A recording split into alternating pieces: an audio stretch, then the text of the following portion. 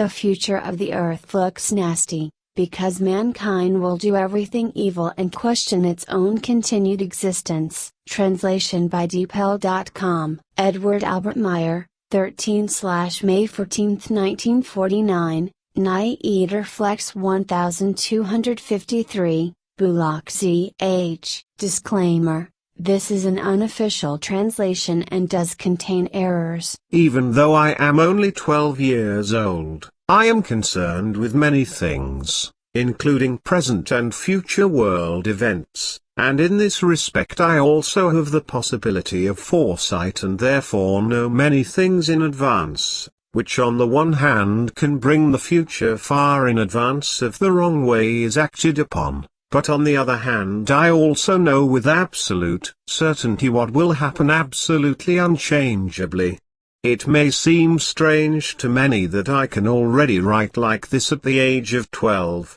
as I do, and that I have the knowledge of many things, including those concerning the future, which also give me insights into subject areas and allow me to think and act like an adult, which actually belongs in the realm of adults. But this can be explained by the fact that with the help of a very old friend, as well as other good friends who help me in all things and teach and instruct me, I have been able to educate myself in thinking, knowing, deciding and writing in many different subject areas and abilities in a way that is really only possible for adults. Thus, apart from my aged friend Sforth, my mother, my father, his friend and also our village priest have stood by me for years, although he knows that I do not believe in a dear God and he never tries to lead me to a faith.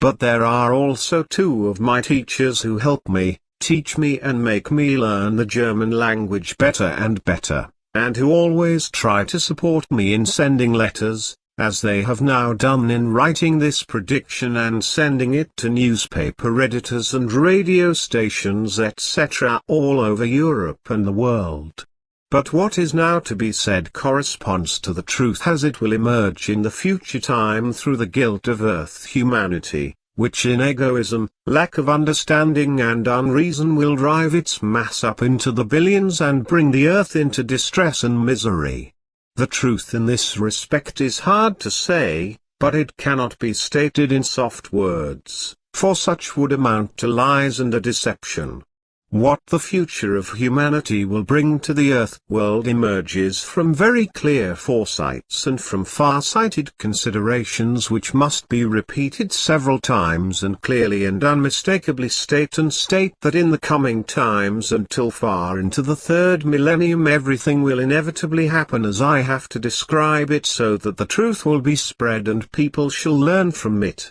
And to this my aged friend Sforth declares that it is only by having some warning, knowledge, duty or otherwise impressed upon his mind, and retaining it in his memory as an importance, that man will act upon it, if he is repeatedly instructed to do the same thing. This, however, does not refer simply to momentary things, but to those which are intended to last for a long time and must therefore be held in the memory as important and must be anchored in order that they may be observed and performed correctly and persistently in the future. It does not matter whether they are fixed and inevitable predictions or warnings that will bring disaster if they are not heeded and acted against. If mankind in the coming time continues to increase its destruction of the planet and of nature and all its life, if it continues to exploit the raw materials of the earth irrationally and criminally, if it continues to destroy the environment and to rob the seas and inland waters of their living creatures,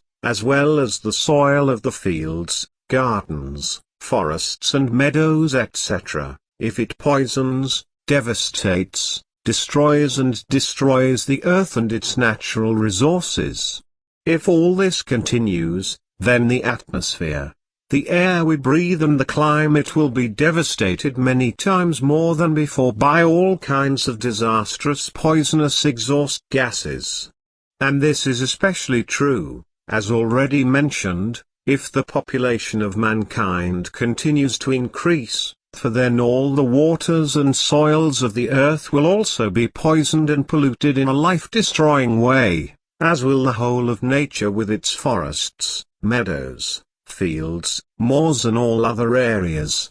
As a result, much of the diversity of the plant world will be devastated, destroyed and in many cases wiped out, as will inevitably be the case with many genera and species of animal life in the wild. And in particular the basic climate of the earth will be destroyed to the point of unstoppable catastrophe. The future time will bring a great deal of disaster for the humanity of the earth far into the third millennium, because it will multiply senselessly in such a way that, as a result of the destructive and destructive machinations, immense catastrophes will arise throughout the world. There will be a catastrophic exploitation of the earth's resources through intrigues, machinations, manipulations, maneuvers, antics, malicious practices, cross-purposes, frauds, intrigues, plots and other criminal and irresponsible machinations. In particular, there will be over-exploitation of the earth's petroleum, metal ores, rare earths and gas, as well as uranium ore, which will be mined on a large scale before the end of this century. This, on the one hand, in order to build nuclear weapons, but also in order to operate nuclear power plants, which will be built in the next decades without hesitation because of their danger and safety risk as well as the danger of radiation, and which will be built in many states in order to produce the constantly increasing demand for electrical energy, which will be created by the inexorably growing humanity, but which will ultimately lead to catastrophes. The knowledge spread by espionage, since the first early atomic research in Germany has mobilized the whole world of atomic researchers since the first atomic bomb test explosions, and since the dropping of atomic bombs in Japan on Hiroshima and Nagasaki in the last war, an atomic arms race has begun which will shape politics worldwide, which will officially end for a short time from 1989. But which will continue to be operated secretly, and a nuclear war will remain a permanent danger. And the real reason for the atomic bombs mercilessly dropped on the two Japanese cities by American bombers in 1945 will be concealed for a long time and well into the third millennium, namely that these two crimes against humanity were used solely as two unscrupulous tests, which cost the lives of hundreds of thousands of people, many more than is currently being said and will be mendaciously claimed in the future. As my aged friend Sfith knows and explains, it was already in 1941, after the Japanese attack on Pearl Harbor, that President Franklin Roosevelt secretly decided to intensify nuclear research in order to take revenge on Japan with nuclear weapons in the future. Years before the atomic destruction of Hiroshima and Nagasaki, highly populated Japanese cities were sought early on to test two different atomic bombs and their effects. And when in the early summer of 1945, after the Nazi war in Europe had ended in May, Japan was still fighting and America was still involved, it was decided to drop the two atomic bombs, one uranium and one plutonium test bomb, unconscionably and without prior warning on Japanese cities, which was then also carried out criminally on 6 August. The decisive factor was the secret agreement between President Harry Truman and an Oppenheim employee named Leslie Groves, which was never written down, and which was negotiated with Truman without Oppenheim's knowledge, to use the two newest different atomic bombs for test purposes on two Japanese cities. The capital Tokyo and the cities of Nagoya, Yokohama and Osaka were planned for this, but due to bad weather conditions etc. the plans were changed at the last minute and Hiroshima and Nagasaki were bombed. After the atomic destruction of Hiroshima, it was found that the wartime government of Japan met immediately to decide on surrender, which was also submitted to President Truman by the fastest possible means through a secret channel, but which was officially concealed from the entire responsible USA government, such as Parliament, Congress and the War Department, etc. through the influence of Leslie Groves on Harry Truman, as my aged friend's faith undoubtedly stated. Thus it came to pass that the decision of Japan to surrender, which had already been taken, was not implemented by the USA because Truman unconscionably and unscrupulously ordered the second test dropping, for which he had been urged by a man loosely friendly with him named Leslie Groves, who wanted very much that two different kinds of atomic bombs should be tested, one made of uranium and the other of plutonium. And Truman, who had not been in office long, agreed. Consequently, Nagasaki was then used as the next target and destroyed. All around the world, through espionage and betrayal, various states will henceforth become nuclear powers, whose power-mad rulers will always be under the dangerous delusion of igniting wars and provoking nuclear war. Shamefully, there were also madmen in Switzerland who believed that Helvetia could also conduct nuclear research to build atomic bombs and that tests could be carried out in the Gotthard Massif, but this nonsense project was quickly forgotten. In the distant future, it will be the United States of America that will continue to presume to achieve its goals with world police airs and graces and world domination by some mean means. Their methods will change in their forms, but all will be geared, as always, to interfering in the affairs of foreign countries, such as with threats, high punitive tariffs, underhanded political manipulations, sleazy, murderous, subversive and otherwise criminal intelligence operations and military deployments, etc. This, together with other lousy manipulations of many kinds, which will emanate from the USA in the coming decades and far into the third millennium and which, moreover, will be continuously falsified or made to disappear in all the chronicle annals of the USA, in order not only to prevent but to make absolutely impossible any investigations into the fundamental truth. The actual great overexploitation of the Earth's raw materials, and in particular the mining of uranium ore, would take place from the next year 1950 onwards in varying degrees of intensity, ranging from ruthless exploitation to centrally planned mining operations. But all this will be surpassed by the exploitation of petroleum, or rather oil, as a result of the rapid growth of mankind on Earth, which in only 70 years will become a mass of 9 billion, whose needs are becoming more and more diverse in every respect. And in order to meet these, enormous destruction is being wrought on the planet itself. It is being disfigured and devastated, just as entire landscapes and forests are being destroyed by the construction of roads. And because the path of the future already entails the mass production of private cars in the automobile industry, and because the working class is increasingly able to raise the necessary financial means and buy cars, car traffic will grow very rapidly, as a result of which in 10 years' time from today the roads will already be clogged with traffic jams. And this will be the case in Switzerland as well as in Germany, with the result that, as in France already 3 years ago and next in 6 years, motor expressways will also be built in Switzerland and motor roads in Germany. Already in 10 years, calculated from today, the irresponsible growth of the Earth's population to more than 3 billion will bring the first major problems with traffic jams on the roads, which is why, in 11 or 13 years from today, large expressways will be opened in Switzerland and Germany, as well as other traffic routes. In the following decades, however, even these roads will no longer be sufficient for motor vehicle traffic, so more and more of these roads will have to be built, which will then be called motorways, but which will also be overloaded again after a few more decades as a result of the unreasonable growth of the Earth's population and will lead to ever longer and hour-long traffic jams as well as countless traffic accidents and deaths. Switzerland alone, as a transit country between the north and the south, will be burdened with innumerable vehicles, not only private cars, but also heavy transport vehicles and lorries.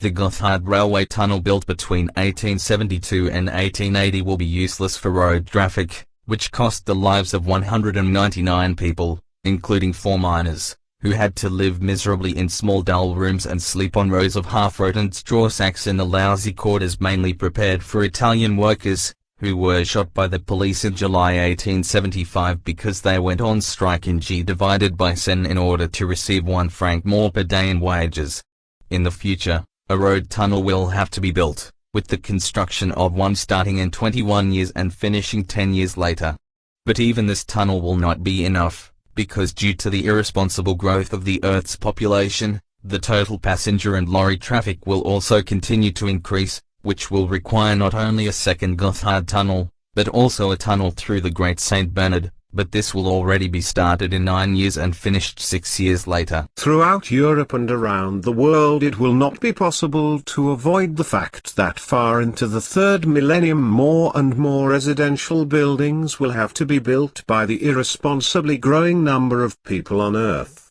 and consequently fertile land and forests will be cleared away everywhere and protected areas will be built up etc., in order to build dwellings, residential silos, high-rise buildings, factories, schools, educational establishments, homes, racetracks, ski slopes, mountain railways, mountain cableways, sports grounds and swimming pools, etc., whereby all living beings in nature and this as a whole, as well as much of planet Earth itself, will be subject to enormous destruction and hopeless annihilation. The mad rabbit-like multiplication of mankind on Earth will also cause traffic conditions to overflow, for the number of automobiles, trucks and other motor vehicles of all kinds, including working machines of all kinds of agricultural and horticultural machines and other machines of all kinds,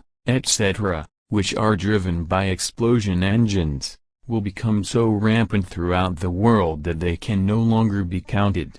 This will also be the case with all kinds of explosion engine-powered sports vehicles, as well as with airplanes and ships, all of which will produce toxic exhaust gases and emit enormous masses of carbon dioxide into the atmosphere. This, along with many other causes producing millions of tons of carbon dioxide, which already today, in 1949, so impregnates the atmosphere that the climate is already severely affected and will soon be destroyed, causing ever-increasing and ever more destructive storms and natural disasters all over the world. This will be accompanied by a rapidly progressing global warming, which will lead to the eternal frost in the soils, mountains and everywhere, thawing deep into the earth and dissolving its solid cohesion, as well as the grounds of all oceans breaking free from their cold rigidity and releasing huge masses of methane gases, which will continuously enter the atmosphere.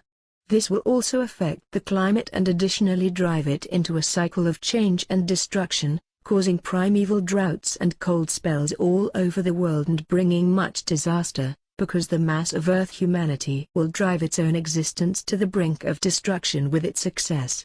As a result, in the future and far into the 3rd millennium, large rock faces of mountains and even large sections of mountains will lose their underground support as a result of the thawing of the eternal frost, break off and fall into the depths. Other landslides consisting of mud and coarse rock material will also flow down the valley as torrents and often cause great havoc by burying or sweeping away and destroying roads and railway tracks as well as houses, other buildings and entire villages. In such avalanche-like mountain slides, however, many people and animals are also killed and great destruction of the landscape is caused. In addition to these events, which will begin in a short time due to the thawing of the eternal frost, cable cars, chairlifts and ski lifts etc., as well as mountain restaurants, mountain hotels and ski slopes, mountain cycle paths and sports facilities will be built in many mountain regions in the coming decades for a strongly emerging national and also foreign mountain tourism.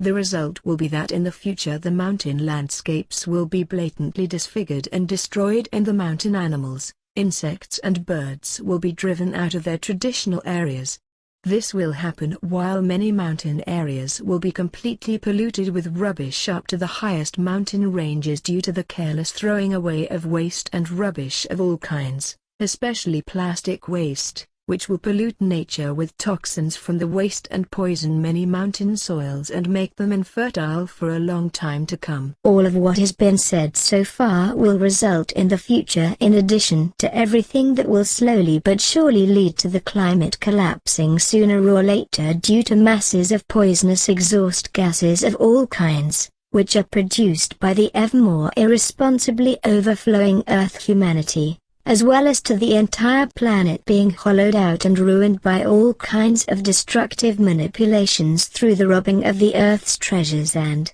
in addition, the large parts of nature and its flora and fauna being destroyed, annihilated and wiped out. Huge forest fires all over the world will also contribute to this, irresponsibly caused by people themselves out of a desire for profit, and completely destroying thousands and thousands of square kilometers of forest. This will pollute the atmosphere with millions of tons of carbon dioxide and thus very quickly destroy the climate. All of this, along with many other destructive and devastating evils, will be the result of the maneuvers and manipulations of the rapidly growing human race, which, in the mass of its unreasonable and irresponsible growth, will of course also require more and more food and all kinds of essentials and luxury goods, which can only be procured through an immense overexploitation of the planet as well as of nature, its plants and living beings, and through their destruction, annihilation and extinction.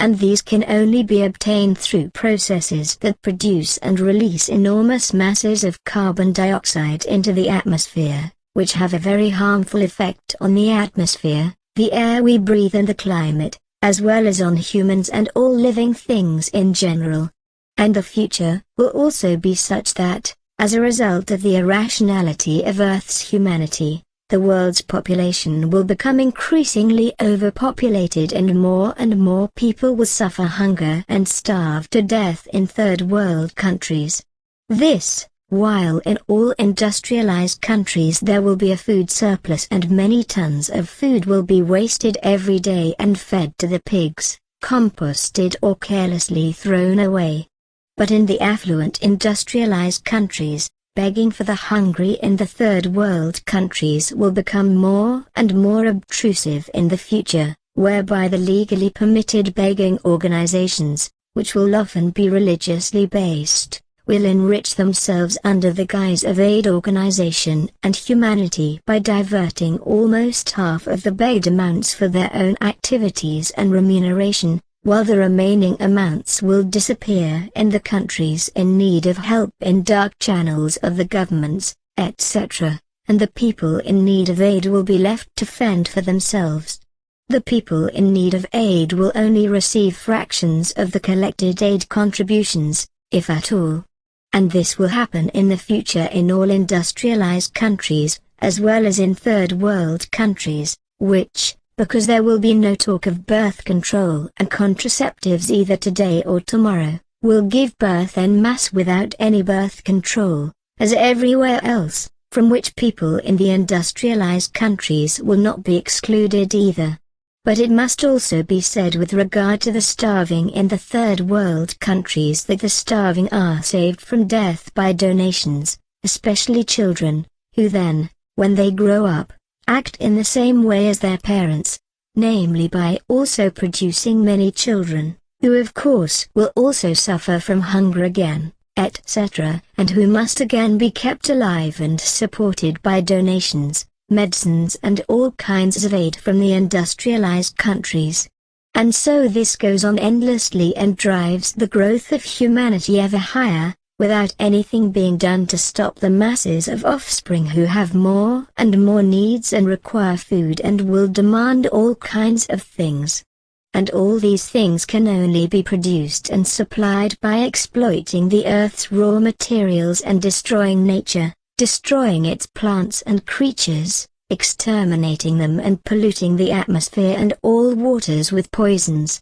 Sooner or later, however, This will take vicious revenge and affect people's health, as well as having such a destructive effect on the climate that its destructive effects will become ever more primeval and can no longer be withstood by humanity. It will also be the case that the needs and desires for luxury and pleasure etc. of the steadily and inexorably increasing masses of earthly humanity can only be satisfied by industrially produced and poisonous artificial materials of many necessary products. And this is already happening from the present time, but through an ever more destructive and limitless poisoning of nature as well as the destruction of the planet, the atmosphere and the climate, as well as the ecosystems and multiple extinctions in fauna and flora, as well as at the expense of the health of mankind, because countless people are increasingly afflicted with the most diverse and often incurable diseases such as cancers and epidemics and suffer painfully for a long time before they are released by death. However, many people will also fall prey to deadly vices, addictions and life-despising sports and lose their lives in their practice. Everything that is predicted in the future in terms of evil, hardship, misery and natural catastrophes due to a destruction of the climate will be the fault of Earth humanity alone, namely through its irresponsible manipulations and maneuvers, which it will henceforth carry out more and more intensively and irresponsibly in order to fulfill all its needs, destroying the interior and exterior of the planet as well as nature and the world of plants and living beings.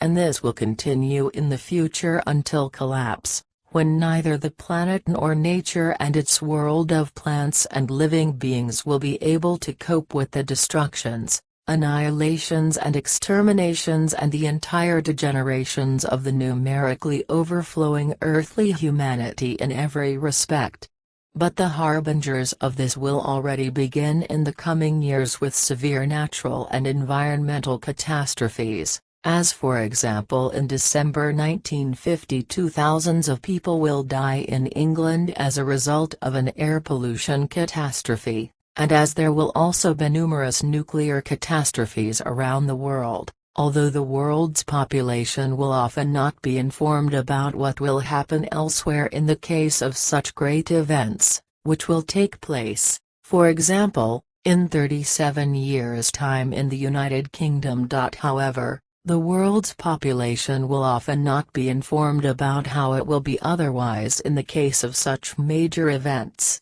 which will take place, for example, in 37 years in the outgoing Soviet Union and in 62 years in Japan, and which cannot be concealed because of their overall magnitude and circumstances. The irresponsible growth of humanity on Earth and its many religious delusions will once again arouse hatred against believers of other religions and peoples. For every religious belief leads to the delusion in man that he is better than those of other faiths, and consequently the believers of other religions and sects are regarded as stupid and misguided and as strangers and enemies. This, however, creates aversion towards those of other faiths, from which inevitably arise disrespect and discord, which leads to an inner evil character crush and tension in man, from which inevitably arises a hatred and desire to inflict harm on those of other faiths.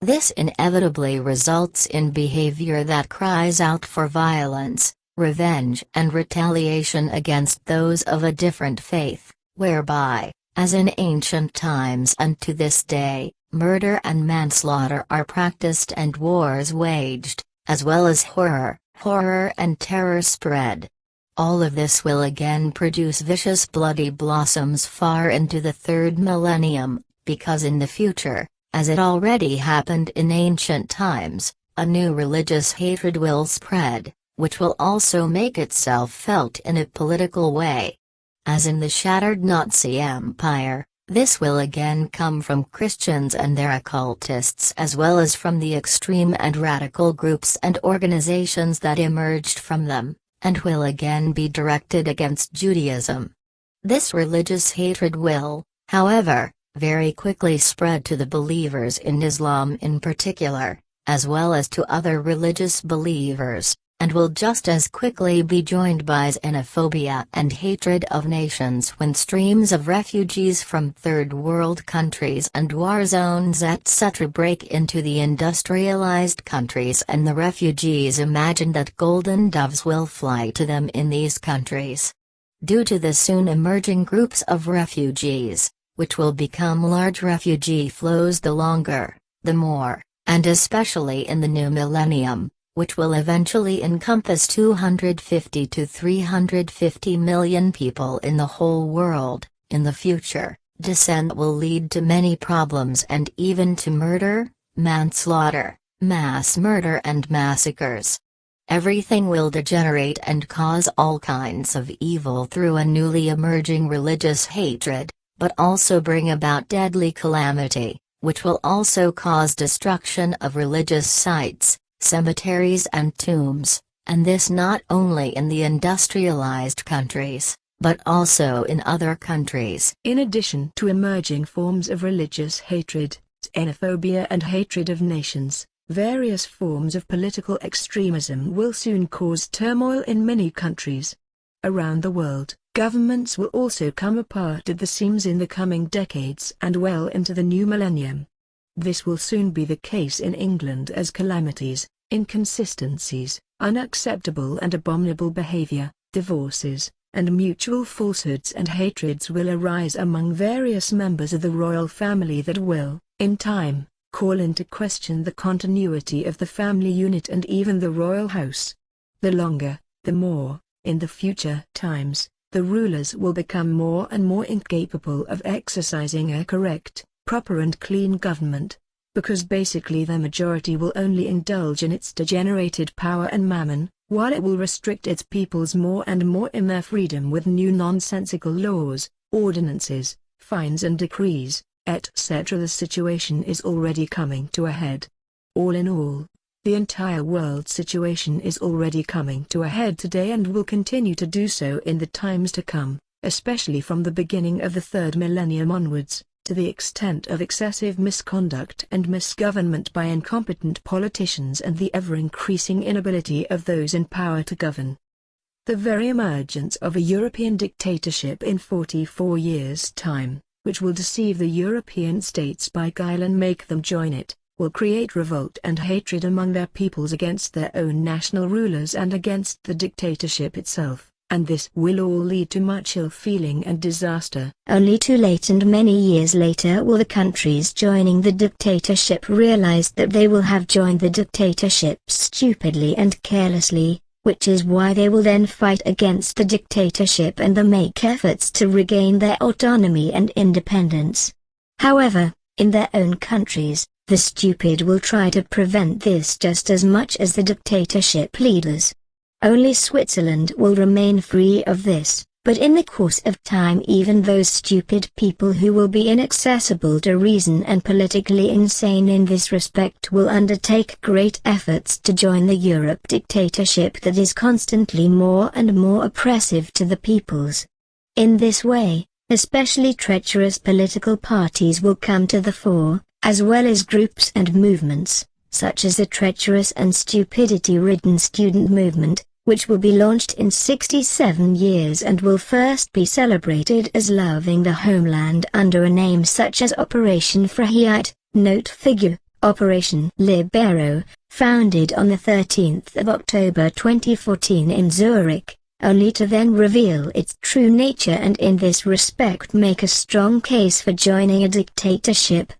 This betrayal, which will be a betrayal of the homeland, will, however, also take place in many other ways all over the world. The future will bring much disaster worldwide through political, power-seeking, secret service and military intrigues and all kinds of human degenerations, such as destruction through manipulation and damage to the planet and to all nature and all life. And this will happen because from the endlessly unreasonable and uncontrollable growing mass of mankind more and more violence and crimes as well as murderous terrorist organizations and, moreover, a destruction of the climate, and many human foundations of life will be destroyed.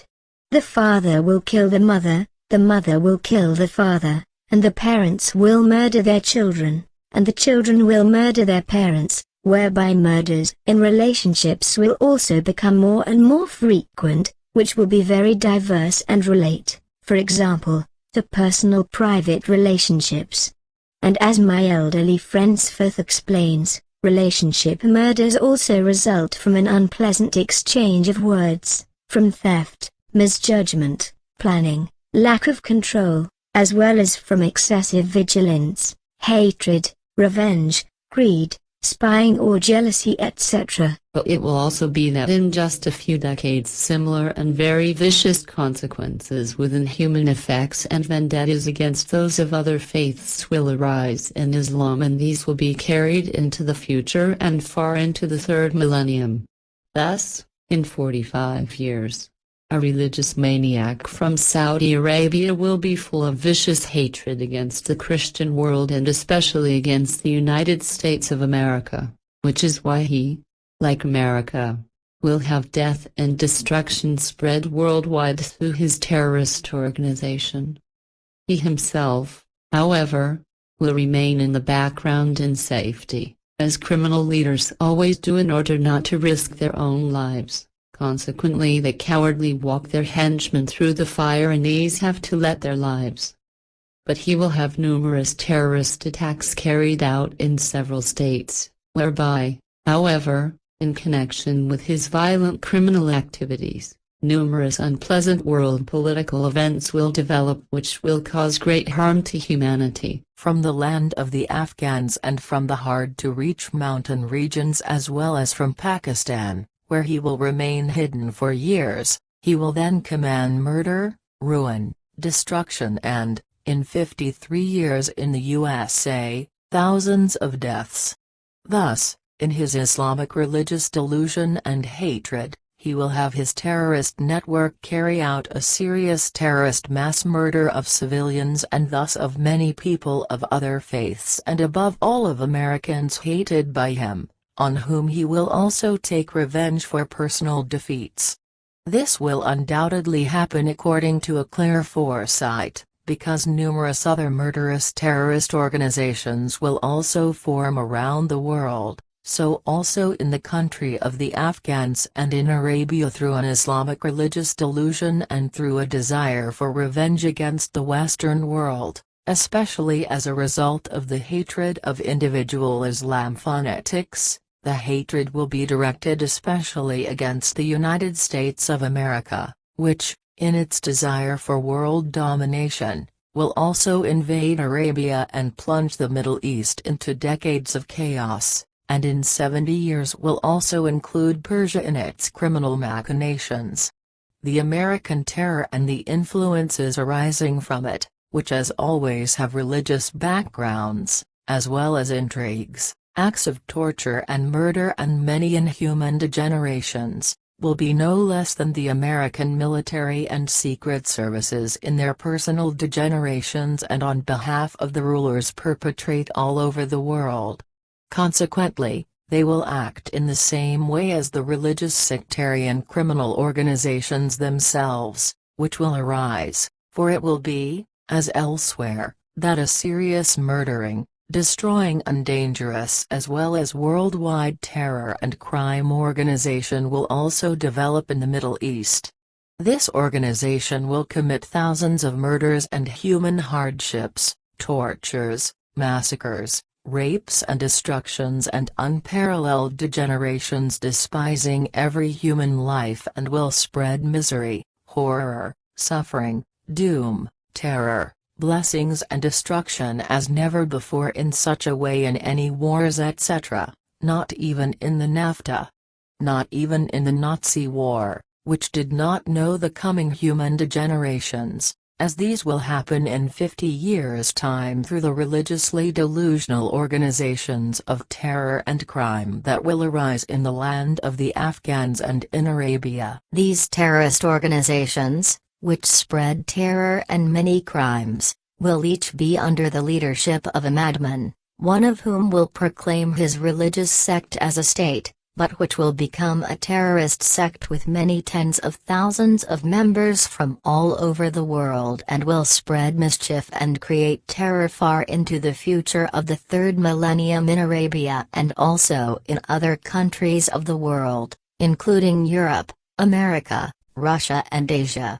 The origin of this Arab terror sect, whose hateful and delusional originator will be a fanatical Arab priest, will lead back to the USA in such a way, because they will banish the sect leader to a prison camp for 4 years and he will later take revenge for this through atrocities committed by his terror and crime organization, whereby thousands from Arab tribes of other faiths, as well as Christians, etc., and other innocent people, not only men, will then be bestially tortured and murdered. Women and children will also be raped and murdered in their thousands by the gangs of criminals who spread terror and crime. It will then be that in 70 years he will also be killed, but his terrorist organization will continue to exist in a dispersed manner for a long time. However, fanatically religious Islamized, murderously radicalized loners of both sexes, as well as small groups, will continue to carry out terrorist acts all over the world. And this will also be the case in the home countries to which dispersed or fled members return or are forcibly returned. And it is inevitable that this will be the case when the bulk of the terrorist organization is dismantled by military forces from various states, but small groups will continue to exist for a long time. Basically, all the beginning will be due to underhand manipulations by the most authoritative intelligence agency of the USA. The result will be that in 30 years the USA will fail in a secret operation in Persia and will suffer a humiliation that will not be accepted but will turn into revenge.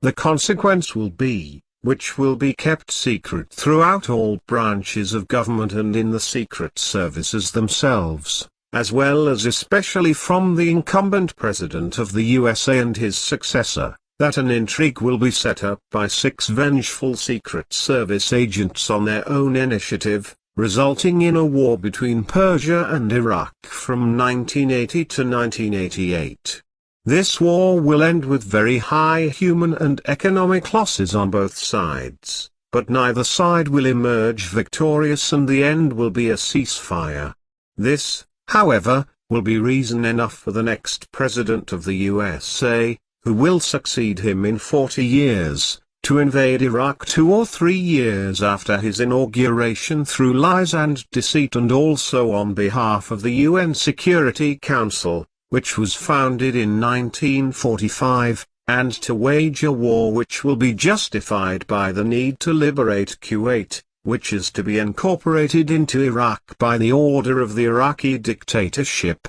Some 12 years later, a son of this president of the USA will also be elevated to the presidency, who will then want to finish his father's work and force Iraq under the thumb of the USA, consequently triggering another Iraq war in 54 years. This will then be the prelude to anarchy, insurrection, hatred and ever-increasing political disorder, chaos, assassinations and wars as well as all kinds of mischief arising throughout the country, and all this will also spread to other Arab countries and continue in this way for many decades. For a long time to come and well into the new millennium, the entire USA intelligence manipulations and the political and military machinations of the USA will cause strife, hatred, wars and evil mischief in the entire Arab region, from the Atlantic to the Indian Ocean, as well as in Persia, Korea and other Asian countries and in South America. And the hatred arising from all these manipulations of the USA, its secret services, military and politics, will create the great organization of terror and crime in Arabia, spreading death, suffering, misery and disaster. In the coming decades and far into the new millennium, the rulers will, as already said, become increasingly incapable of governing, because the majority of the heads of state will basically only be interested in exercising their power and in the mammon. They will behave as rulers and seduce the people with lies, pretenses and deceit in such a way that they will adhere to them, believe their deceitfulness and blunt lies and false promises and give them their votes. In this way, the majority of the rulers will be able to arrange everything according to their own sense, because the majority of the population itself does not think, does not form its own opinion, but will be mindlessly and irrationally in bondage to the lies and deceit of the loud-mouthed state leaders. Consequently, they can lead the states into enormous debts and chaos. The faithfulness of the majority of the population will, however, also lead to their being exploited more and more by this and that new tax levies, which will then, however, lead to discontent and thus slowly to revolting discontent and to mass demonstrations, which will quickly spread worldwide. This will happen especially from the time when it is recognized that through the masses of Earth humanity and their manifold manipulations of the earth and nature, the weather and the environment will lead to the most severe destruction and will call into question the continued existence of humanity. And this will be when it is recognized that the earth is being grossly altered by immense waste pollution and by the overexploitation of the earth's resources as well as by toxins of 1,000 kinds, that nature will begin to die and that natural catastrophes will spread disaster with increasing frequency. But it will be that the majority of the earth's humanity will walk along without understanding and without reason and will not recognize that its entire huge mass of humanity will be to blame for everything and that it must restrict this mass. And in its selfishness it will not want to recognize that all even greater disaster can only be mitigated if far fewer children are born. But the majority of earthly people will not want to recognize this for a very long time, which is why wrong assumptions will lead to the rebellion of the peoples and cause anarchistic conditions. It is therefore inevitable that the peoples will then become more and more rebellious against the ineffectual governments, that the people and the majority of the populations will incite each other, spread hatred, and because of this, discontent, uprisings, civil wars, wars as well as terrorism and the like will characterize the future. By the end of this 20th century alone, starting in Korea in 1950, some 90 wars will shake the world and claim many millions of lives, with the main belligerents being, as always, the United States of America, which lives in an unparalleled addiction to world domination. As they have done since time immemorial, since the founding of the United States of America, they will continue to act in this regard in the future, waging more than 200 wars up to the first years of the first 2 decades of the millennium, as well as intervening militarily on various occasions or otherwise becoming involved in warlike actions. This is because the politicians of all states of the world have always been involved in secret service operations on the territories of other states, have carried out terrorist attacks and government overthrows, and have repeatedly committed numerous political murders, without the USA itself ever having been attacked or being attacked in the future. This is because the politicians of all countries of the world cowardly kowtow to the power of the rulers and the secret services of the United States of America and supposedly want to maintain good relations as well as peace in the world in the future. However, the fact that the USA in particular does not want peace in the world has been an indisputable fact since time immemorial, which can be verified by any person who is interested in it on the basis of effective history. The USA has always striven for world domination and will continue to do so in the future, and any underhand means are just about good enough for them, as can be seen from the fact that the CIA, the secret service set up 2 years ago by order of the American President Truman, has been secretly interfering in the political affairs between China and Tibet since last year. This is in order to drive China out of Tibet, which is directed by the still young and only a little more than 13-year-old 14th Dalai Lama as head of the Tibetan government, and who is called a man of peace, but which he is not in reality. For in reality, even at his young age, he is a high-handed and devious rebel, conspirator, insurrectionist and terror to the women whom he dislikes, but lies to them about equality in order to be sure of their adherence to him and their support as religious leader, as well as their gifts of grace, which is absolutely certain.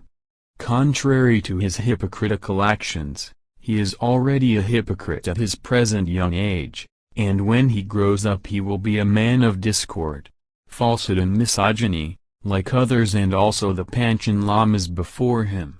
Their believers had and still have them mistreated worse than slaves, had them tortured or had their torturers cut off their fingers, hands or arms, as well as legs or ears, or blinded them. As for the present Dalai Lama, who is already in service and on the payroll of the USA and the CIA with many dollars, he is now doing everything he can to shake up Chinese oppression through a guerrilla movement, financially supported by the USA with millions of dollars, which he will have take violent action against the Chinese. In the process, as already mentioned, he is chosen as the 14th Dalai Lama, whose real name is Tenzin Gyatso, to be the leader of the Tibetan free fighters with large bribes from the USA, who, in his greed for money, has already allowed himself to be bought by the Secret Service. The Dalai Lama is a liar who is already deceiving the whole world in his youth and will continue to lie and deceive the world throughout his life,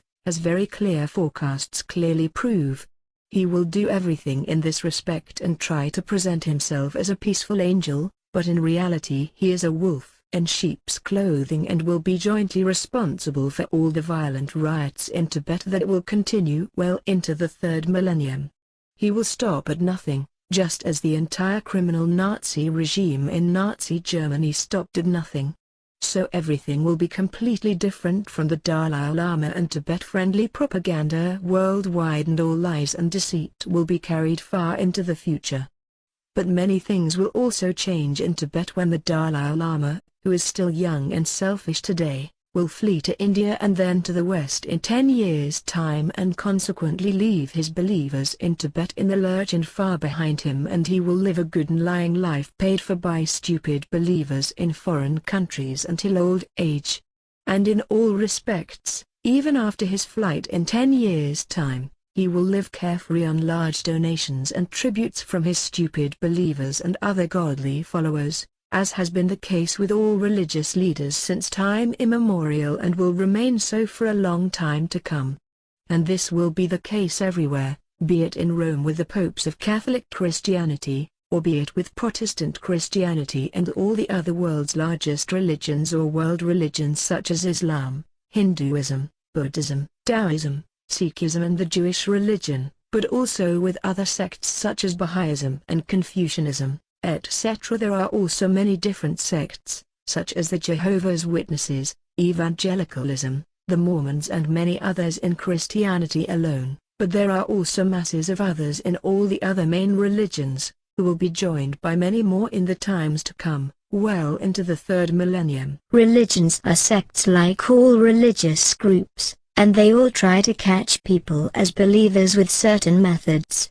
Through lies they promise freedom and healing religious consciousness, and all those who allow themselves to be caught by this as religious followers and cult followers must adopt exactly the way of life prescribed by the faith, align themselves and behave according to it, and precisely through this they lose the freedom and power of their own thinking through their faith. Consequently they can no longer make their own reflections and decisions. All religions, which are also sects, have all the same characteristics, because they all lie to their believers about the one-pointed delusion that they alone would know the only right and true way to paradise, also about war, because everything has already been arranged that, instigated by the Dalai Lama, an underground war of free Tibetan guerrilla fighters will soon break out. As early as October next year, that is 1950, the Chinese People's Liberation Army will invade Tibet, supposedly to bring about a peaceful liberation of Tibet, but we will not say much more about this now, because everything would go too far and there are other things that are important to mention. The centuries-old tradition of the USA's aggressive policy, as it continues today against the Soviet Union, will therefore not be an exception in later conflicts or in the far future and will not be changed for the better. The systematic warfare of the USA and its like-minded vassals has developed into an essential and significant branch of the economy since the end of the World War in 1945.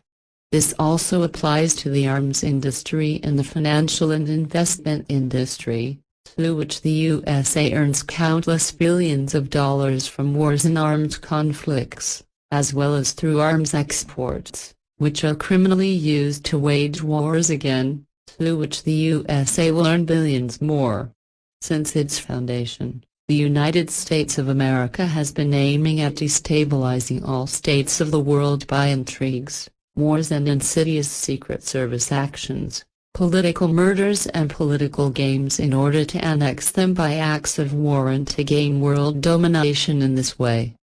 This will continue well into the third millennium, because until then all state elites of the USA will continue their world domination airs with war, terror, intrigues and treachery.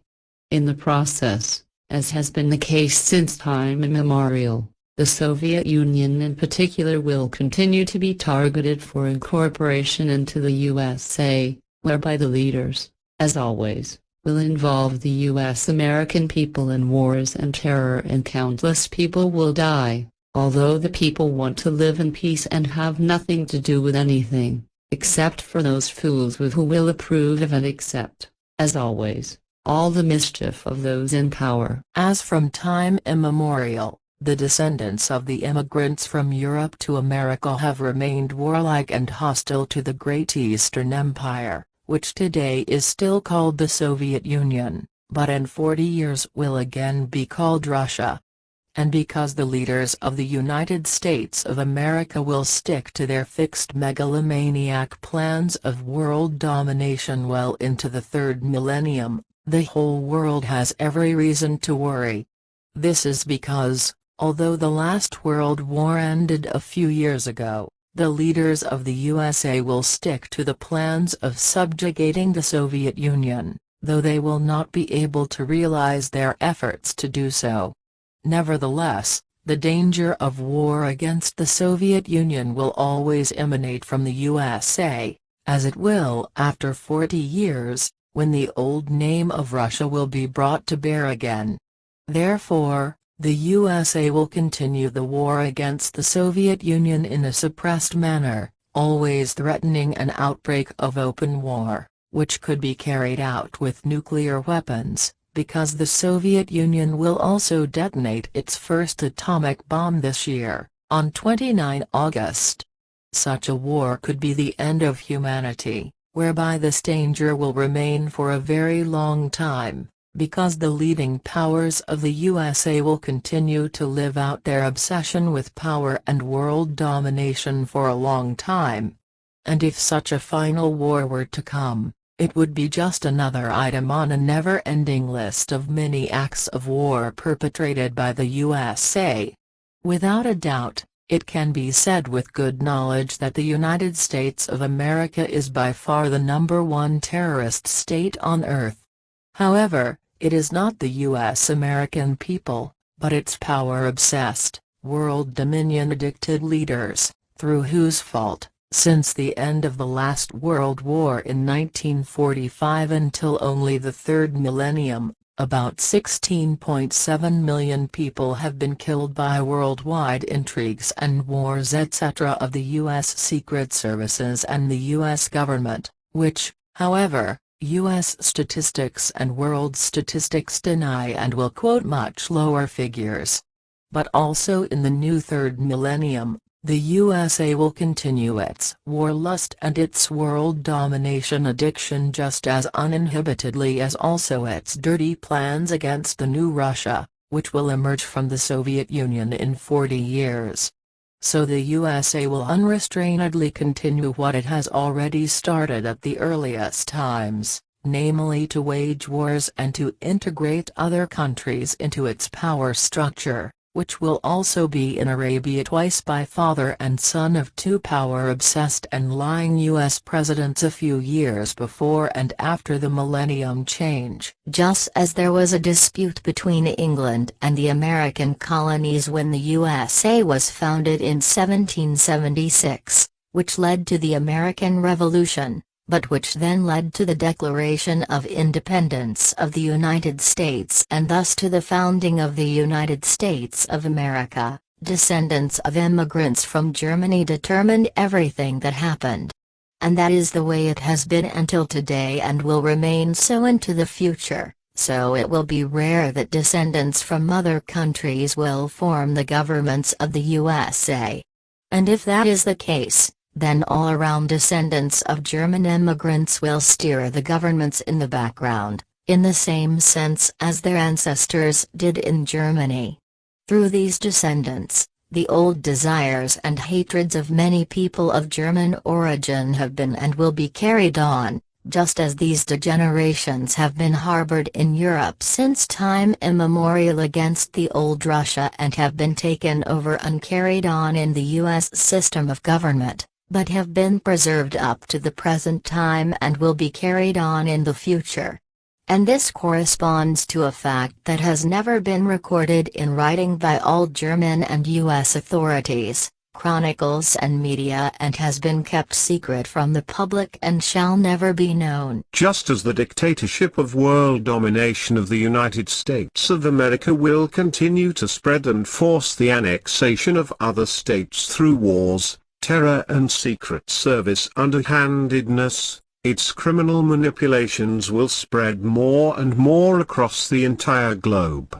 This method of the USA will also be transferred to Europe, but in a different way, because a dictatorship will emerge which will incorporate the European countries through lies and deceit. For this purpose, the idea will be the origin, which was already laid in San Francisco after the end of the war in October 1945 as an intellectual foundation stone by the foundation of the United Nations, which will be misused in the coming time for the idea of this European dictatorship, as well as the foundation of the NATO organization, which took place little more than a month ago on April 4, a pact between the USA, Canada and 10 European countries. These two organizations go back in the first form to an idea that had already arisen after the World War 1914 to 1918, namely regarding a united Europe, or United States of Europe,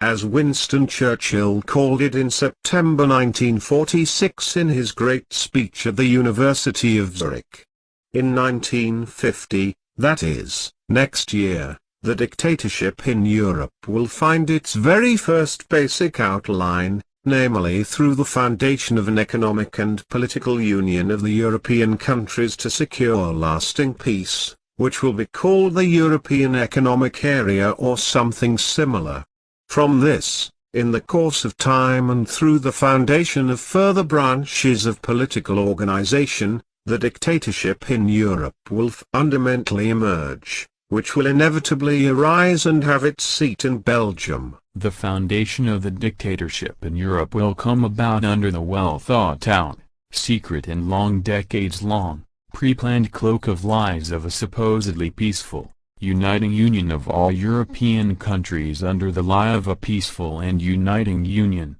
from which, however, Switzerland will keep out to a certain extent thanks to sensible rulers. Nevertheless, ignorant elements of both sexes who want to betray their homeland and who lack understanding and reason, who will be conscienceless and irresponsible believers in dictatorship, will strive to integrate Switzerland into the dictatorship. This dictatorship will also strive for and initiate an economic and political upswing, as well as circulate a monetary currency that includes the entire dictatorship countries, which will become a means for the cohesion of the dictatorship.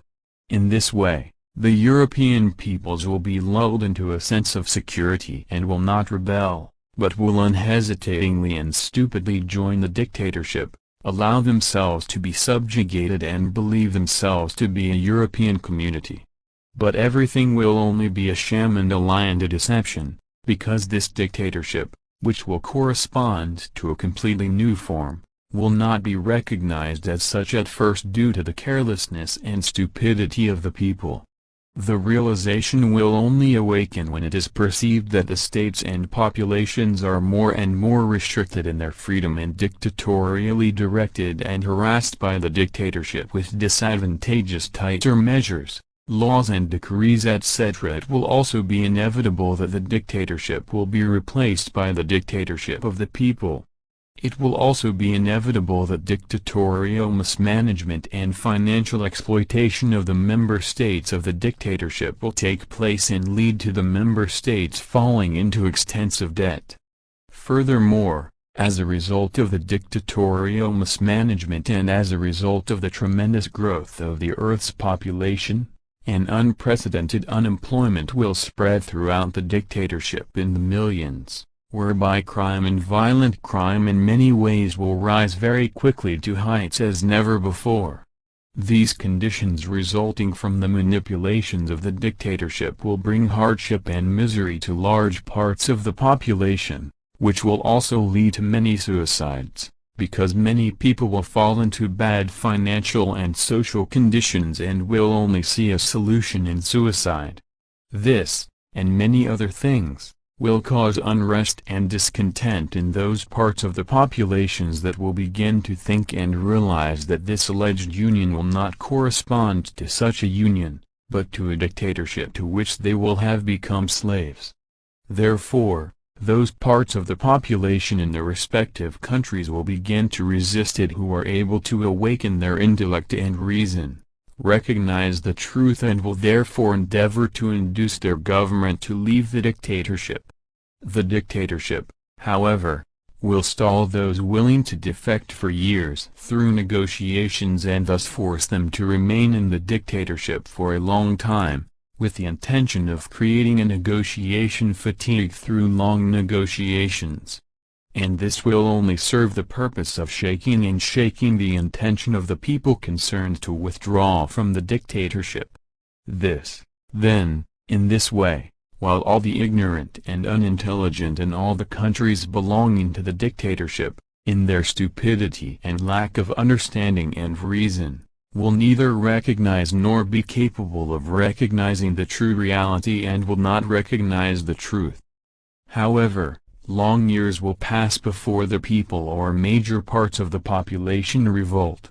But then those intelligent people who are able to recognize everything regarding the dictatorship manipulations and will strive to leave the dictatorship will be prevented from doing so by the unintelligent and those suffering from stupidity or lack of understanding and reason in such a way that efforts to leave will only come about with extreme difficulty and can also become questionable. But finally, after long years, various populations or parts of the population will become accessible to their intellect and reason and thus recognize the dictatorship as such.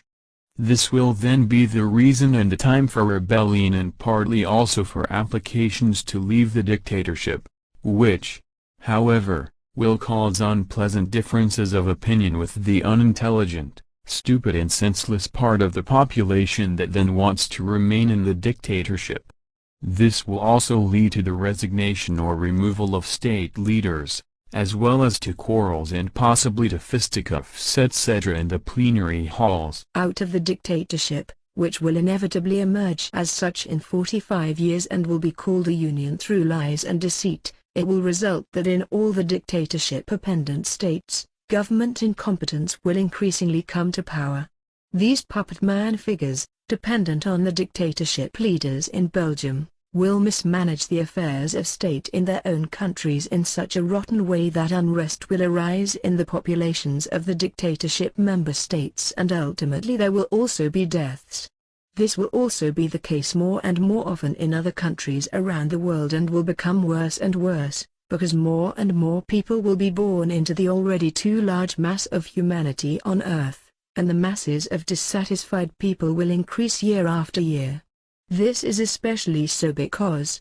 as has been the case since time immemorial, those who are obsessed with power always know how to elevate themselves to positions of state leadership, or they are empowered to do so by the stupidity of the people. In the course of time, they will all soberingly realize that they have elected their own butchers to the helm, consequently they will succumb to sullenness and express their frustration, disappointment and bitterness regarding their false state leaders through open dissatisfaction, demonstrations and rebellion. This will lead to a nasty reaction by the rulers, who will bring in their armed security forces against the rebels and use force and shoot-to-kill orders against the demonstrators, which will inevitably lead to many shootings. Through the endlessly growing mass of humanity, sad things, events, catastrophes, wars, terrorism and destructions, exterminations and degenerations will arise in the coming times through their own fault, such as have never happened before on earth.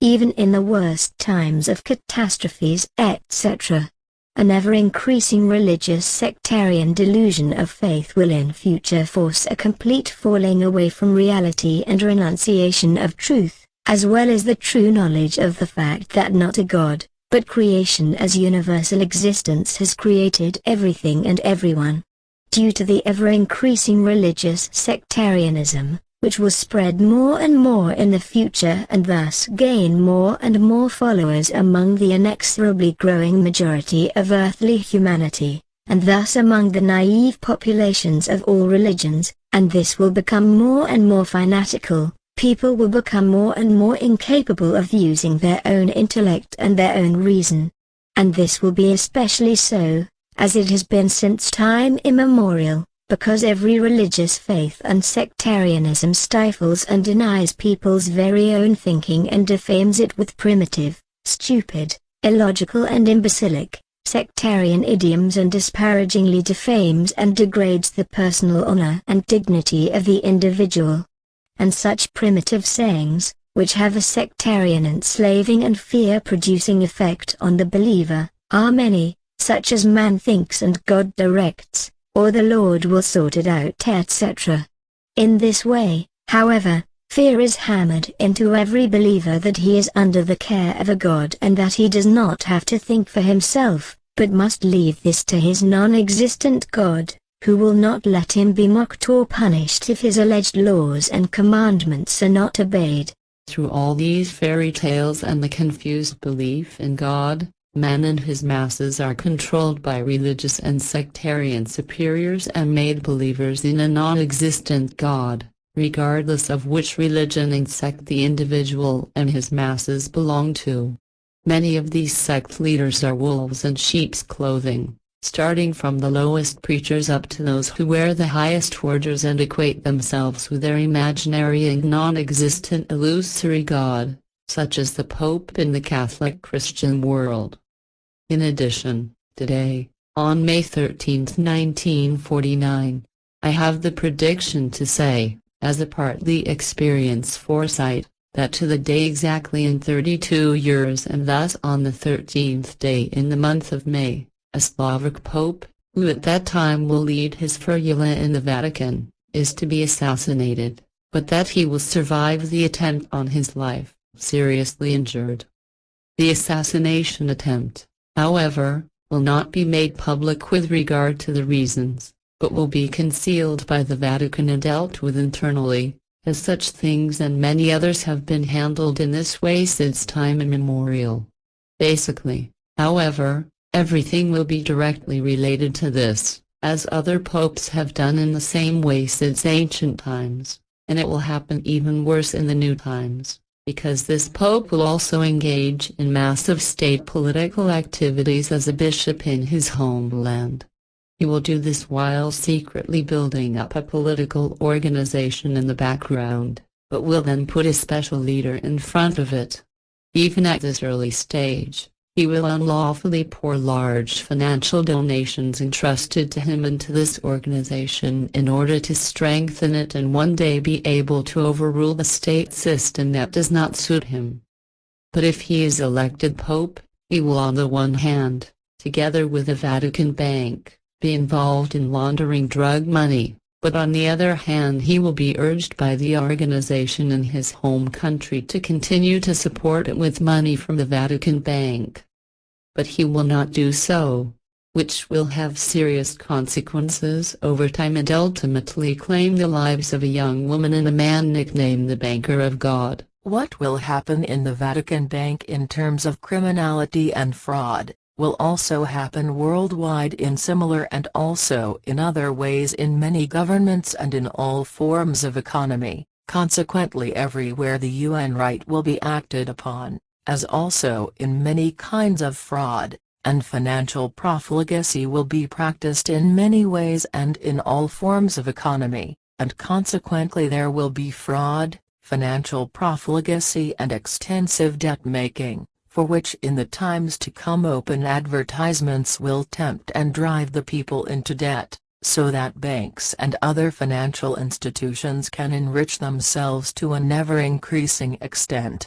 And this will be the case in the future through mismanagement of banks as well as of many companies, small and large businesses and corporations, etc., as well as in the entire agricultural industry, construction industry and in the private sector, etc., which will lead to innumerable bankruptcies, from which even long-established large companies and corporations, etc., as well as even aristocratic families, etc., will not be spared. It is uniform that every individual human being, if he becomes a believer in God or otherwise falls prey to a faith, loses his very own personal thinking and in this respect also his own personal honor and dignity and becomes a delusional faith slave. This also applies to the entire mass of religious and sectarian believers worldwide who, as a result of religious sectarian delusion,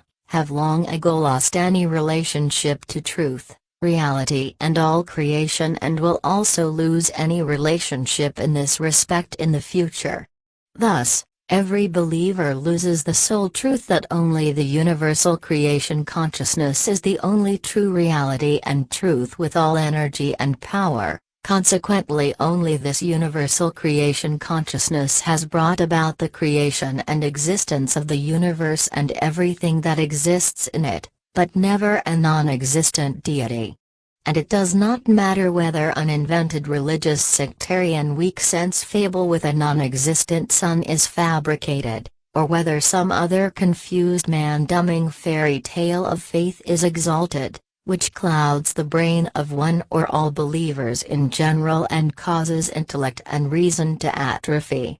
And the majority of earthly humanity is afflicted with such fables of sectarianism of faith of various religious and sectarian directions, as of course are all rulers and their satellites who use their religious faith to justify their malicious, autocratic and pressurizing as well as warlike, terror-like and underhanded intrigues and machinations spreading violence, death and destruction.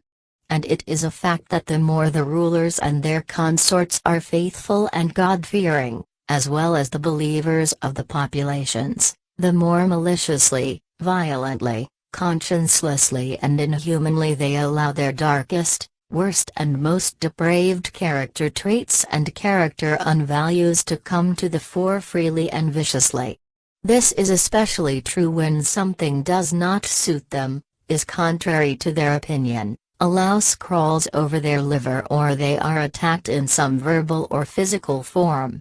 And there have been traditions of this since time immemorial, which are very conclusive, as in the case of numerous religious wars in practically all religions and sects. Religious and sectarian beliefs protect them all from letting go of their evil character traits only as long as they can hypocritically talk about love, peace and justice etc., but as soon as their supposed honor, dignity, security and integrity are at stake, they become merciless to the point of killing. And this has been the case since time immemorial and will intensify again in the future, because in the coming decades the industrialized countries will be overrun by streams of refugees that will ultimately number up to 350 million people in the third millennium.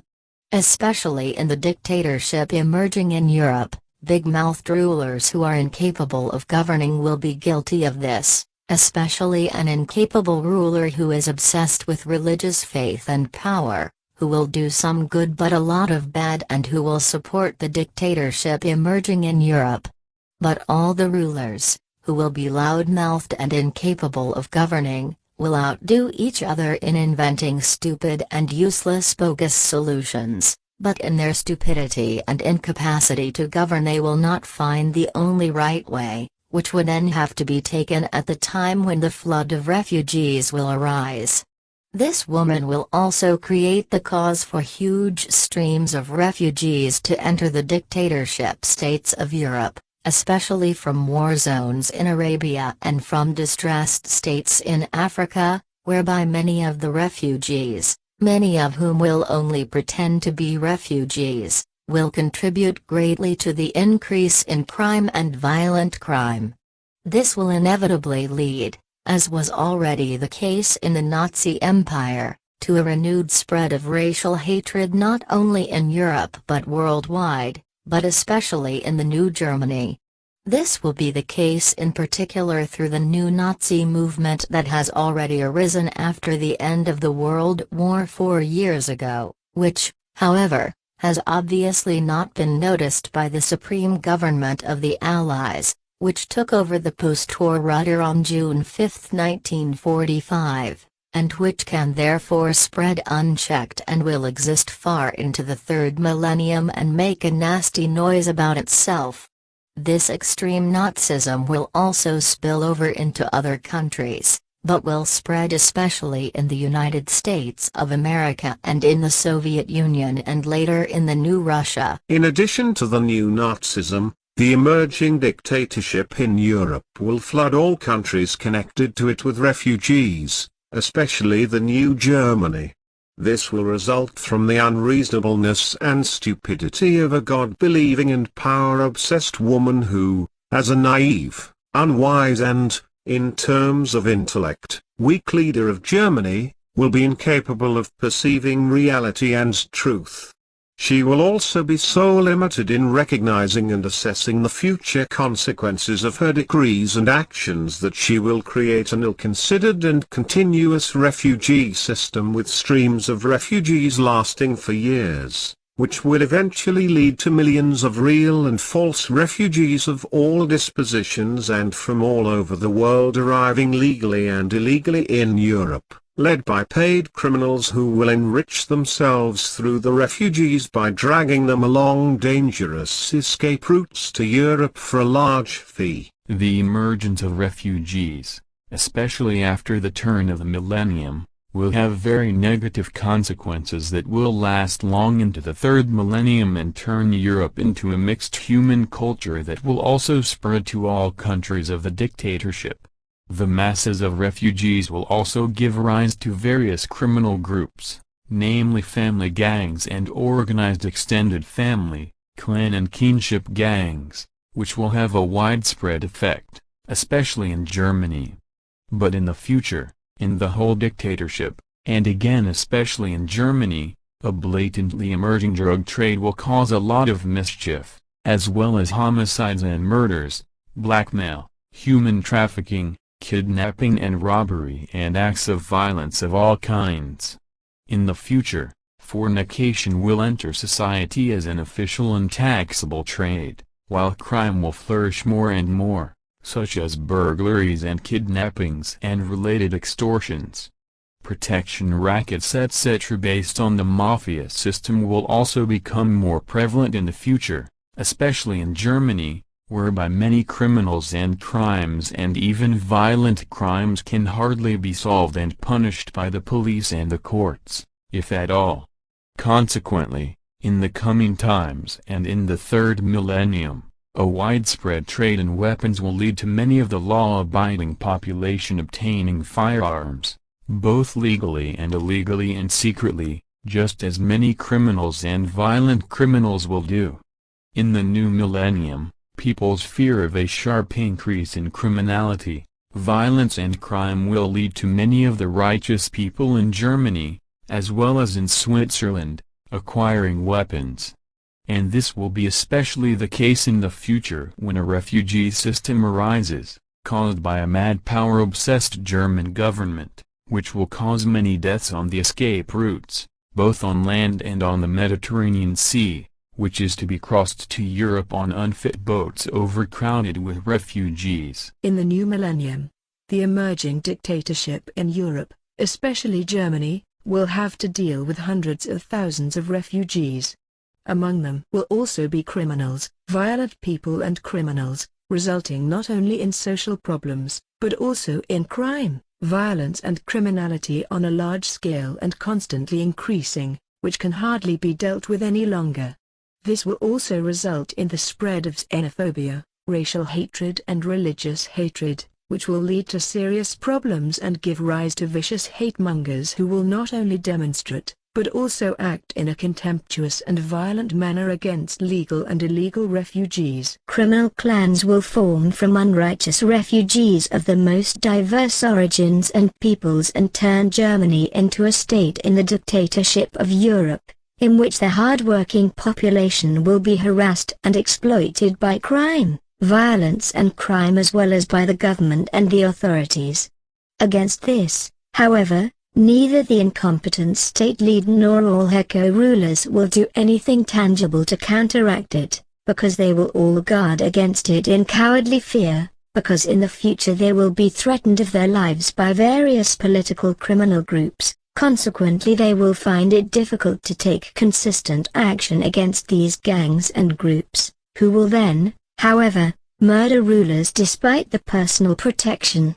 As a rule, the leaders will lack the will to do something against the growing criminality, violence and criminality due to their cowardly fear of the death threats directed at them, while in many cases they will also lack the legal possibilities. Consequently, the lawlessness will constantly increase, especially through the manipulations of the dictatorship, which are being hatched more and more in Belgium in the dictatorship headquarters and will drive the follower countries deeper and deeper into slavery and the peoples into discontent. The dictatorship to be founded in Europe in 44 years will hypocritically be called a union and will prevent the peace and freedom of the peoples, who will join the dictatorship unthinkingly and as a result of the stupidity of their rulers, and to which the peoples themselves will have nothing to say, but only their parties, who will determine everything. And the dictatorship will bail out its countries and their peoples by issuing chaotic decrees, laws and regulations, as the old bailiffs did. But out of all this, criminal gangs will again emerge, which will carry out their mischief and criminal machinations in the entire dictatorship area.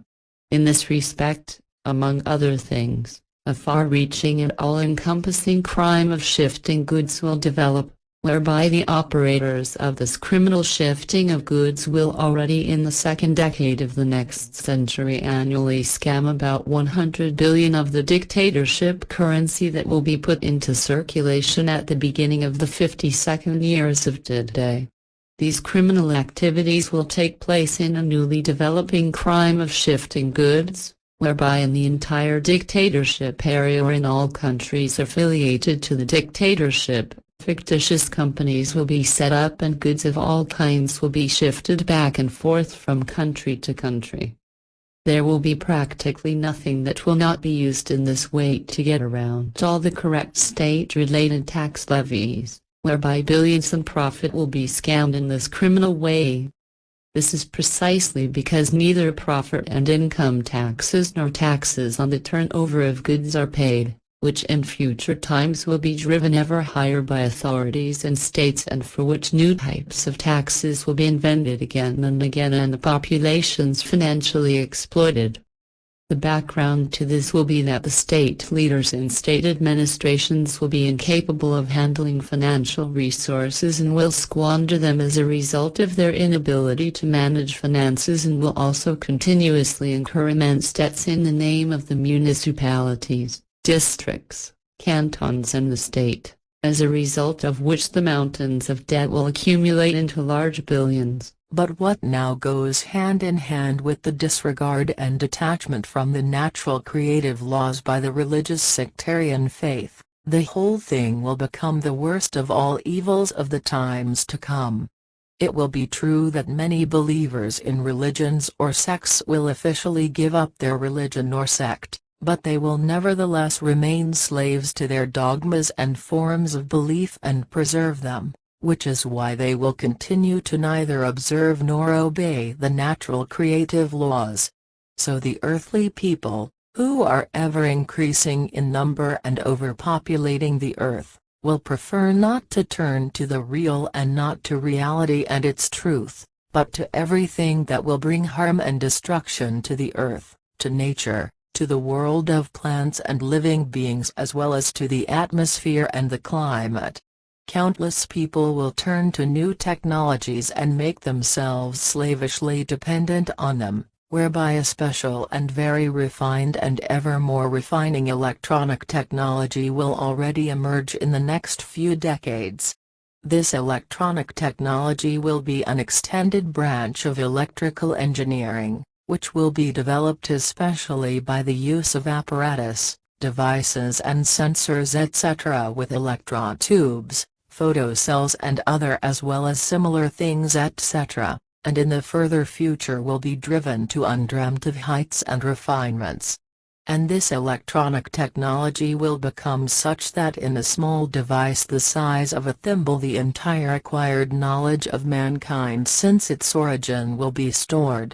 The word electronics, however, will in future be given a new meaning and name, for from it will be formed the term electronic. However, this will soon be trumped by a completely new technology and its meaning by a new term, and at the beginning of the third millennium will herald another industrial revolution, which will far surpass all previous industrial revolutions and will be based on a digitous technology and will cause a furor as well as become an addiction and almost the end of interhuman relations for the majority of the Earth's population in terms of use. This new technology is supposed to be based on the fact that a conversion of signals of a similar, comparable or even the same kind will be continuously converted into digitous formats or digitous modifications, whatever that is supposed to be or will be. For this technology, original and still unclear ideas and thus the basic beginning for it were already created in 1937. Whereby then the development of a first fully electronic digitous universal computer took place early and quickly, which was then constructed 9 years ago, whereby the very first beginning did not start with this, because this actually leads fundamentally back into antiquity, whereby however the technology that has emerged from this until today will lead to immense progress and revolutionize everything that emerges from electronics. This will also lead to developments that will result in computing devices and appliances, etc., and will set the trend for all further technical, electronic and also progress into the future and towards digitous technology. And this will happen especially from the beginning of the third millennium and will be used worldwide by young and old and will often lead to addiction as well as to increased criminality, violent crime, terrorism, family discord, indifference and the destruction of relationships. This new technology, however, will cause cancer, consciousness disorders and various other ailments in humans and animals through prolonged exposure to electromagnetic radiation. In its further development, this digitous technique will also lead to the development of highly calculating apparatus and all kinds of devices etc., as well as to data processing systems of many kinds, from the smallest to the largest, as it will also find its way into television technology, and of course into many things with regard to medical and military and many other purposes. With this new technology, completely new ways of technical development will be opened up, which will then lead to the striving for an artificial intelligence or cognitive ability to act. The new technology of electronics will already in 2 decades, as a result of fear and arms race, also lead to the development of a ridiculous space technology, which will be used to reach the Earth's satellite with primitive rockets. In the process, the arms race will lead the USA to make several rocket flights to the moon, but, as a clear foresight has shown, first a ridiculous fraud costing many millions of dollars will be committed and the entire population of the Earth will be dangled on a fool's rope. This is because the USA, as a result of its arms race with the Soviet Union, wants to outdo it in being the first nation to land on the Earth's moon. Therefore, by means of lies, deception, hypnosis and acting as well as crime, controlled by the US government, a moon landing fraud will be fabricated and broadcast via the by then developed and already widespread television. The moon travelers chosen for this fraud maneuver will be treated post-hypnotically and later live under the hypnotic delusion that they had actually carried out the moon flight. And this will be done in this way because the alleged moon flyers, after their equally alleged return from the moon, will give answers to the press and world population, but especially for the Soviet Union, and will be presented as proof that the USA is more powerful than the Soviet Union. Many of those involved in this object of deception will be sworn to lifelong secrecy, but this will nevertheless lead to danger for some of those involved, because they will want to start talking carelessly, but this will not be permitted. Consequently, they will then be murdered by Secret Service operations in the most diverse ways, but in such a way that the murders will not be recognized as such. In order to mislead later investigations on the moon by other states with regard to the landing tracks etc. into believing that the fictitious moon landing had actually taken place, a further deception of the USA will take place 1 year later. This will involve another lunar flight claiming that a moon landing could not be carried out due to technical damage and that therefore the moon could only be circumnavigated. This, however, will correspond to fraud, because the landing will be carried out and the tracks will be set that were supposedly made during the alleged moon landing a year earlier. This undertaking will, however, be cut short in time in such a way that everything will appear plausible to the outside world and also to the Soviets. Afterwards, in the course of time, other states will also strive to reach the moon, but this will be attempted twice until the 3rd millennium, but will fail, as will also be concealed. The USA will not officially consider new lunar flights until after the 2nd decade of the 3rd millennium, while other countries will also try to reach the moon before then, but then only unmanned and with no luck. The USA itself will only make further efforts to land on the moon after the 2nd decade of the new century, and flights to Mars will be considered from the 3rd decade onwards. Another important event will take place in 22 years' time, when the Soviet Union will build its first space station, which will be called Peace and will orbit high above the Earth. This will be a spacecraft that will exist for almost 15 years and then be brought down. Another such space station will then be built in international cooperation and manned continuously. After the 2nd decade of the 3rd millennium, as planned by the USA, another new space station will be built with international help, but it will be stationary and not orbiting the Earth. The consequences of the coming new electronic technology, which will extend into the farthest future on Earth, will lead to boundless addiction in many people, especially in children, young people and also in various groups of adults, and will destroy interpersonal relationships just as much as the use of reason and rationality will be disadvantaged in the future. As a result, righteousness and the development of personality, character and also the sense of responsibility as well as life training will suffer serious damage, and a profound indifference to law and order will take possession of people. People will not be able to cope with this rapidly developing new electronic technology, so they will misuse it in many ways, both to the detriment of their personal health in many respects and to the detriment of their fellow human beings.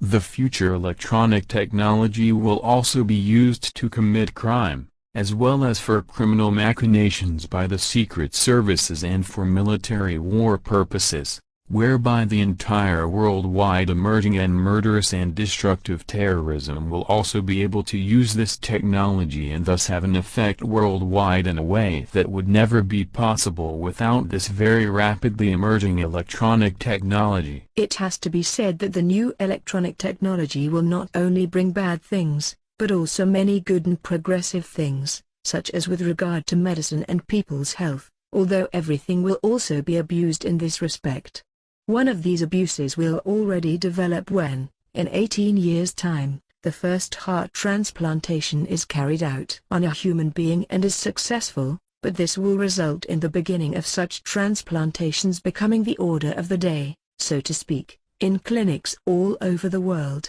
but also with regard to various other organs that will be transplanted countless times over the course of time. And this will be the beginning of the emerging criminality, which will then result from the fact that people in financial need will be motivated to sell certain of their organs for transplantation into other people. However, it is also clear from forecasts that people will also be murdered by various methods in order to obtain their organs for organ transplants, although these will not be recognized as a result of the underhanded murder.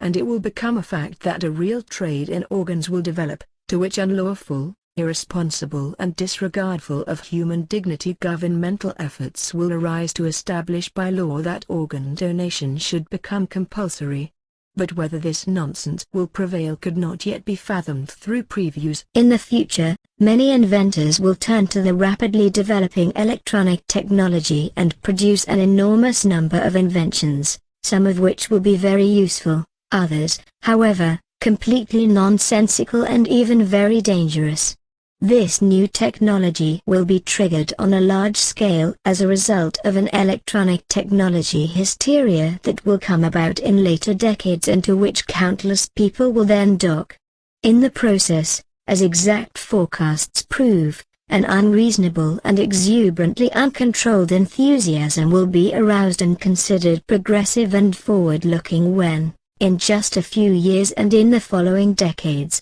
corresponding films of the future will be broadcast and disseminated into the private sphere and into the homes of society through cinematography and electronic remote viewing devices. This will lead to the fact that many people who are gifted in terms of imagination and technology will, as a result of such future films, induce themselves to invent through their own emerging ideas and consequently make sensible future-breaking as well as completely nonsensical, dangerous and useless electronic inventions. This will lead to the development of a technology which is far too early for mankind and which will bring a great deal of disaster upon the world and all peoples, because this new technology, which is emerging far too early, cannot be controlled or mastered by mankind for a long time yet and will therefore lead to a thousandfold disaster. It will also be inevitable that such inventions relating to the future will be used completely without responsibility as tools of mass murder and that they will be criminally misused for military purposes and that wars will be waged with them in many ways.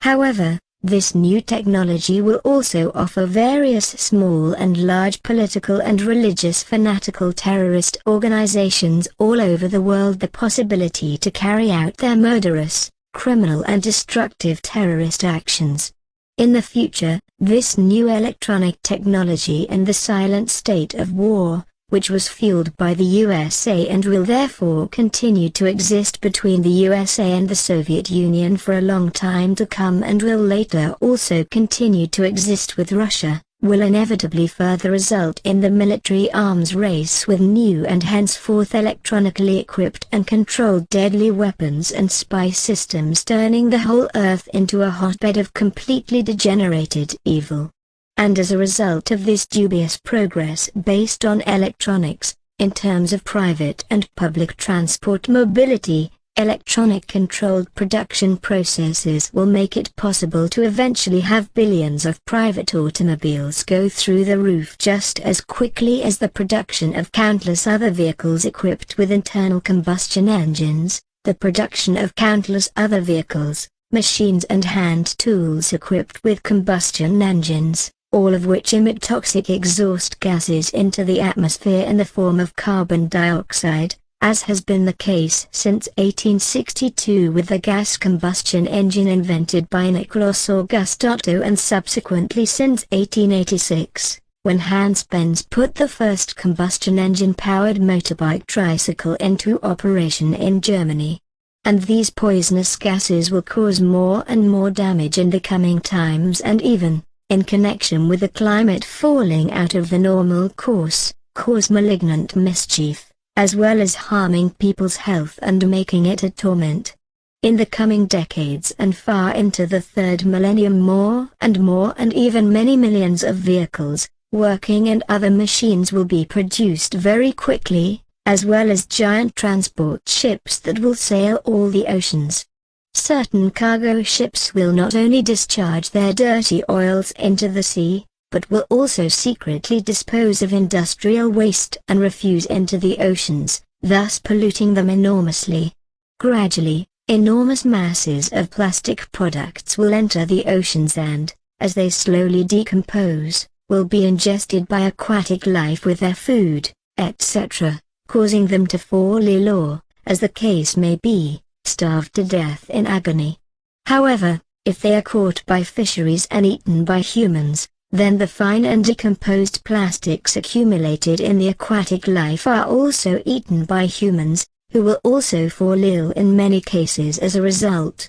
Plastics of all kinds, as well as innumerable waste materials of other kinds, will in the future be discharged in vast quantities into watercourses and seas, also due to the indifference of the population and as a result of the irresponsibility of companies, etc. In a few decades, fishing fleets will virtually empty large parts of the oceans and expand their fishing grounds to the Arctic and Antarctic, whose ice masses have already been diminishing since industrialization, but will melt away more and more rapidly from today onwards due to global warming, just as all mountain glaciers on the entire planet are melting. The process that the ice masses of the Arctic and Antarctic as well as the glaciers of all mountains in the world have been diminishing since industrialization and are thus slowly melting, leads back to the manipulations of the overpopulation of the Earth that began at the end of the 18th century and that are destroying the planet, nature, its plants and living beings, as well as to the further and ever more serious destruction that will continue from now on. Whereas at that time there were already 900,000 million people who had exceeded the planet's tolerable human population by 400,000 million, today there are around 2.2 billion people whose manipulations are maltreating the planet, nature and all life, slowly but surely destroying the natural course of all natural movements more and more and ultimately making it impossible to avert the catastrophes that will inevitably result. In a short time, huge pleasure cruisers and large airplanes, of course equipped with combustion engines, and in the future also giant aeroplanes with jet engines will be created en masse, which will produce millions and billions of tons of poisonous exhaust gases and thus impregnate the atmosphere, as will also be the case with fuels, which they may have to discharge before landing for reasons of landing safety. Thus, in the coming times, enormous masses of vehicles and machines etc. will be produced, whereby innumerable land vehicles, implements, tractors and other working machines of all kinds will affect the atmosphere and the air we breathe and, in particular, the basic climate all over the world. This is due to all the petrol engines, but especially to the diesel engines invented by Rudolf Diesel in 1892, which are needed more and more all over the world to produce food for the world's growing population. And for this, many and more petrol and diesel vehicles are needed, with which fields and gardens have to be plowed and incultivated, planted, tended and harvested again, and in the future the plants will also be sprayed more and more frequently and more with various poisons against plant pests and weeds, whereby the plant food and thus also humans and animals are slowly but continuously poisoned. All this can no longer be done by hand, but only by machine, and only by developing and producing the necessary vehicles and machines. Everything in this regard, starting with the planning and production of the necessary vehicles and machines, up to the harvesting and the transport and sale of the food to the consumers, all processes will increase inexorably and produce year after year ever more unimaginable masses of billions of tons of toxic exhaust gases.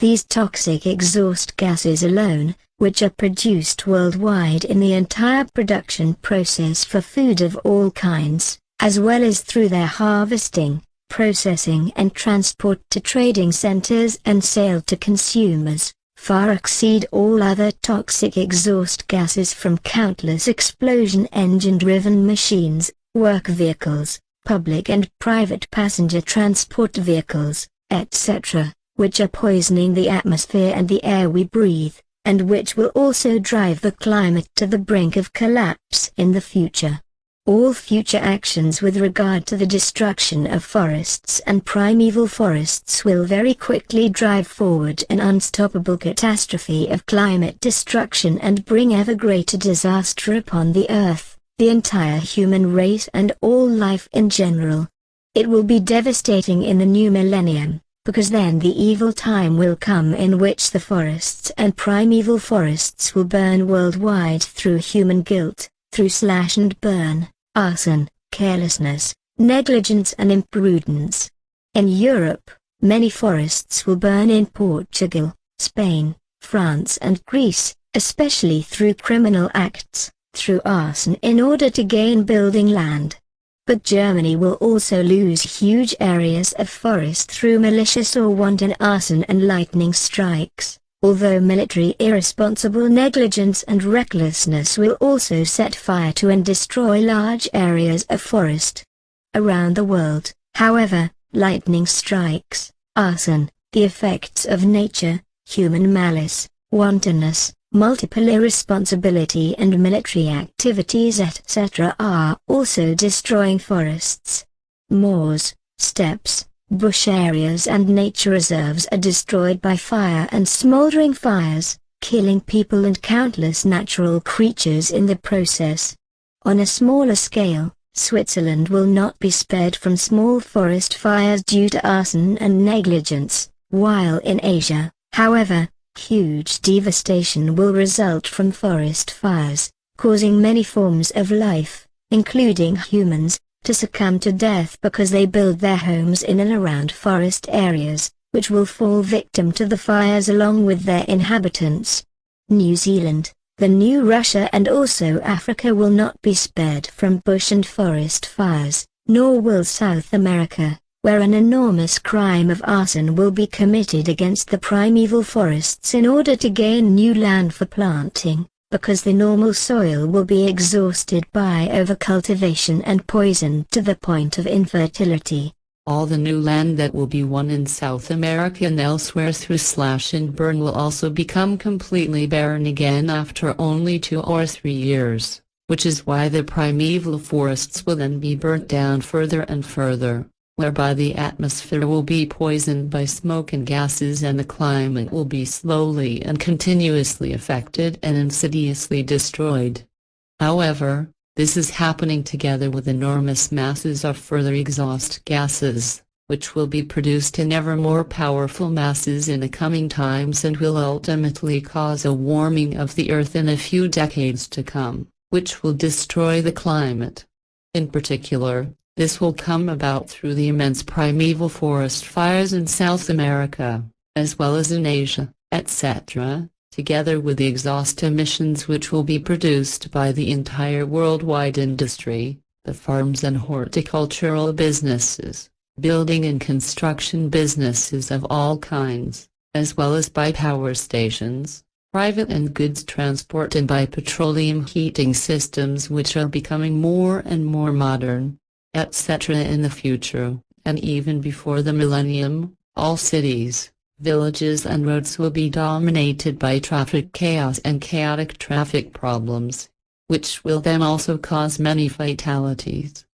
But what will happen in the future with regard to forest fires? Canada and the USA will not be spared either, with Australia and California as well as South America being particularly affected by forest fires, and a lot of disaster with regard to very many residential buildings, parks, plants and villas etc. will be caused by fire disasters. This, while as a result of droughts also in the whole of Australia enormous bushfires and forests will blaze, people and many thousands of life forms will die miserably by fire and will be almost wiped out, as well as farms. Many houses and whole villages will burn and wide areas and cities will sink in the poisonous smoke. The same will happen in America, and this will be because in the future many financially rich celebrities from America, Europe and other countries will build residential buildings, mansions and ostentatious buildings, parks and sports facilities etc. in the densely wooded areas of California, which should basically be forbidden and will also be communicated to the president of the state. But it is already certain that the warning will be thrown to the wind, as will all the media and rulers of the world, who will all receive these predictions of mine. And all of them will also ridicule and disregard my predictions when I say that the reason for all these predicted events, which will inevitably come to pass and result just like all the other predictions,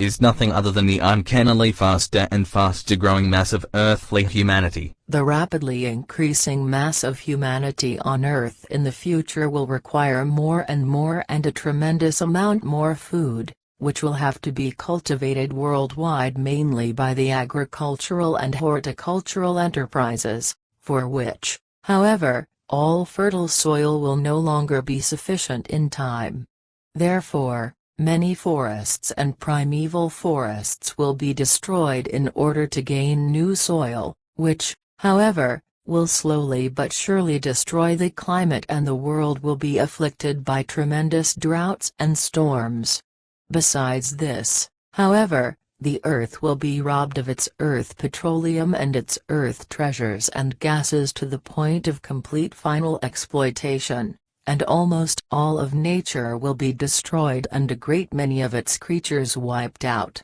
But also all seas and land waters will be tremendously polluted with rubbish and thus innumerable water creatures will be destroyed or even exterminated, as will be the case with many species of birds, animals and creatures, with the insect world, amphibians, creepers and lizards, etc. The needs of the rapidly growing mass of mankind on Earth will cause enormous and unmanageable problems of many kinds and a melting and dissolving of the glaciers and poles.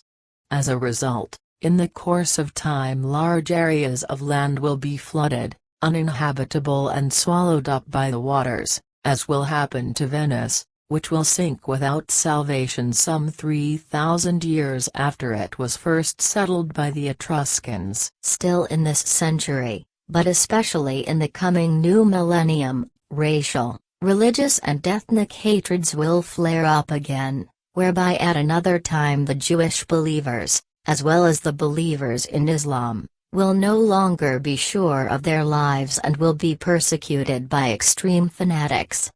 Due to the inability of the rulers to lead, political unrest will arise worldwide as never before, whereby Germany in particular will become a vicious hotbed of rulers who are incapable of governing.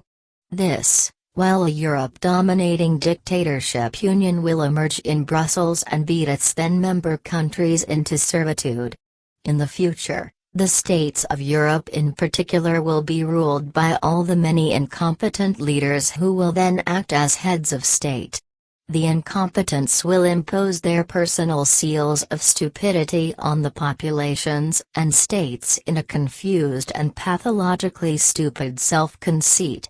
And what will also happen is that the majority of these incompetent state leaders, in their self-importance and megalomania, will constantly devise new laws and regulations that restrict the freedom of the people, as well as constantly new taxes, and thus exploit the people financially in order to squander the tax revenues senselessly.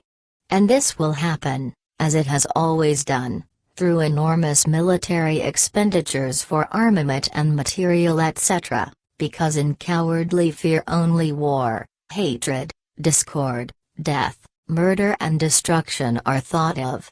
In the future, too, there will be no thought of peace and freedom, but only of cowardly fear, enmity and revenge, as everything in this respect is engraved in people's brains and will not be lifted without understanding and reason, and no true peace will be created. In this way, enmity and hatred against the leaders of the state will also be aroused in the masses of the population, whereby the political parties will also fight among themselves, because no unity can be found through lack of understanding, unreason and hatred, and in future each party will want to undermine and destroy every other party. This will also be transferred to the people who, like the rulers, will not be able to think and act logically, which will result in the emergence of dangerous anarchism and extremist groups and organizations that will cause destruction and murder, as well as social disorder and disaster. The end of the war in 1945 did not bring real peace, for strife will continue in a cold way far into the third millennium, for which the fundamental blame will be found with the United States of America, which, as since time immemorial, will continue to expand its striving for domination of the world and will be responsible for bringing strife to all the states of the world. Through American Secret Service and military interventions and intrigues, as well as through acts of war, the USA will in future spread itself more and more over the earth in a criminal manner. This will happen in the coming times by sneaking into the governments, economies and religions of South American, Arab and Far Eastern countries in order to dominate and control them on the one hand, but also to exploit them in every way. The main reason for these machinations, however, will be twofold, for on the one hand, as has been the case since time immemorial, they are intended to realize the USA's desire for world power, while on the other hand, these criminal actions are also intended to create a bulwark against the Soviet Union and later against the new Russia.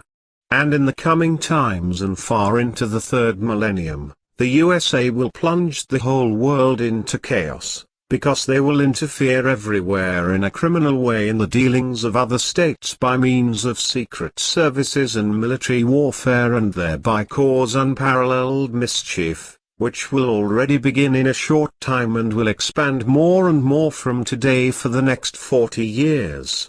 And when these next 40 years are over, the USA will invade the Middle East with military might, murdering, destroying, torturing and raping through lies, deceit and slander, and thus bring about the greatest disaster such as will never have happened before. America will break into the Middle East several times with war and thereby cause uprisings, evil, murdering and destroying as well as religious sectarian terrorist organizations until far into the new millennium and in this way bring about unparalleled chaos, the like of which the world will never have seen before and which could not even be brought about by the Nazi World War. Through the fault of America, the whole earth will then fall into a chaos of murder, massacres, rapes, assassinations, torture and destruction, such as has never been seen before since the existence of the earth. And this will be the beginning of the emergence of terrorist organizations through which death, murder, hatred, crime, rape and destruction will be spread on a worldwide scale as never before in the entire history of mankind. These terrorist organizations will continue to exist until very, very far into the future of the third millennium and will not be eradicated, but will spread in the Middle East through further terrorist groups and terrorist organizations and will also make Israel a permanent hotbed of terrorist crimes, especially against the neighboring states as far as Persia. But all of Europe will also be affected, because many Europeans will join the terrorist organizations in the Middle East, convert to Islam, bear children in a wild way and learn murder and manslaughter, and then, if they survive, return to Europe and become a permanent danger in their home countries. But once again, there is something to be said about the destruction that will be wrought by the rampant mankind on Earth in the delusion of an uncontrolled increase in births to the tune of many billions. The worst destruction created by mankind's mania for giving birth has already begun some time ago and will continue to have more and more effects, namely global warming and thus the destruction of the climate. And fundamentally, everything and anything that will be demanded in the future by the emerging of mass of humanity as food and necessities of all kinds and in all forms belongs and contributes to this destruction. The destruction of the climate, which will be driven into collapse, fundamentally includes the forests, seas and all bodies of water and the whole of nature, also all its creatures that live in them and everywhere else, as also in Europe in the mountains, which in the coming times will be disfigured by cable cars and sports slopes and other sports facilities and hotels etc. and thus also drive out or exterminate many creatures. This will happen, moreover, when in the course of the next decades, but especially in the new millennium, enormous storms, torrential rain and masses of snow, as well as global warming, will cause a thawing of the millennia-old permafrost soils, which will generally soften the soils of the mountains. As a result, the soils and rocks of the mountains and mountain slopes will lose their firm hold, detach from the subsoil and fall down into the valleys as huge debris flows, rock, stone, earth and mud avalanches, completely destroying all fertile land, dwellings, livestock shelters and much more, as well as claiming human lives. But all catastrophic and destructive natural events that will be caused in the future by the fault of human beings, also the destruction of moors and all kinds of other wetlands etc. are also part of it, when the planet and nature with all its life and finally also the climate will be ruthlessly devastated worldwide by the needs and manipulations of the tremendously rampant Earth population. The forests and rainforests that will be completely destroyed in the future, criminally and irresponsibly, by fire clearing and other types of clearing, will be of particular importance, regardless of whether as a result of new land reclamation for agriculture, as building land or for construction and furniture timber extraction, etc. with regard to the burning and over-exploitation and thus the destruction of the rainforests as well as other forests, especially in South America. The real perpetrators will henceforth not be the frolicking farmers and other arsonists, but the politicians and state leaders worldwide. In 45 years, they will decide on a World Trade Organization and then also on a far-reaching free trade agreement, which will have terrible consequences with regard to the destruction of the rainforests and other forests. However, the actual foundation stone for this agreement was already laid 2 years ago, that is in 1947, by the General Agreement on Tariffs and Trade, which is supposed to serve as the actual first origin as a form of provisional arrangement for a World Trade Organization and as an anterior pre-existing World Trade regime, as a new World Trade System, which last year was also supposed to strengthen an international trade organization by founding the International Economic Organization. In the future, however, all these foundations will only have the purpose of creating huge agricultural progress and a tremendous production of agricultural goods, such as mainly maize, soya and beef and sheep meat. And for this, large corporations and companies, to be taken literally, will walk over corpses and accumulate uncountable billions in financial and other wealth and assets worldwide via farmers and large-scale market gardens, etc., whom they hire to plant huge areas of land. But in return, and also in connection with the endlessly growing population of the earth, there will be less and less arable land available for human food and animal fodder. Therefore, through the hustle and bustle of the big corporations and companies, the farms that produce soya and maize or have huge herds of cattle and sheep etc., as well as large market gardens and plantations etc., will be expanded and enlarged more and more. For this purpose, rainforests will be burned and destroyed in the far future in order to obtain further land areas, which are necessarily needed, especially in South America, but also elsewhere around the world, whereby other forests as well as moors and other natural areas will fall hopelessly prey to destruction and annihilation, and many species and kinds of natural life on land and water will be wiped out. The clearing and burning of the rainforests and other forests, as well as the destruction of many vital areas around the world, will not only cause enormous damage to the production of oxygen, they will also pollute and severely pollute the atmosphere and the air we breathe, whereby the climate in particular will be profoundly damaged by enormous smoke emissions and their toxic substances.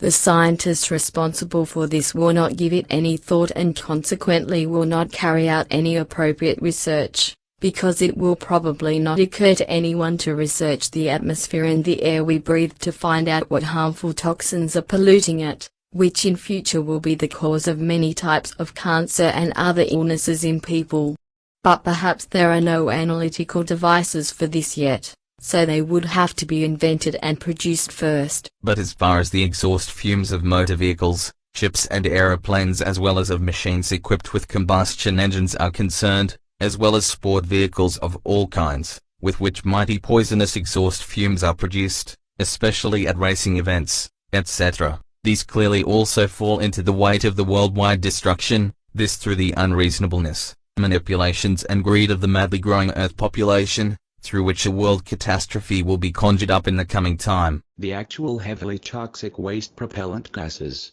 which are produced from combustible gases that are gasified from fuels such as petrol, diesel oil or hydrogen etc. in engine combustion chambers and made to explode, cause the engines to be driven, but produce poisonous gases that cause damage to health and the climate and the entire environment, to nature and all its life, as well as to people, which will lead to an unstoppable catastrophe in the future. The greatest masses of these heavily poisonous gases will be produced the longer, the more, as a result of the future irrational and rapid growth of mankind into many billions, namely through the production of food. Due to its rapid multiplication, mankind on Earth will require more and more food, which will have to be produced in many ways, first and foremost naturally through agriculture, soil cultivation, field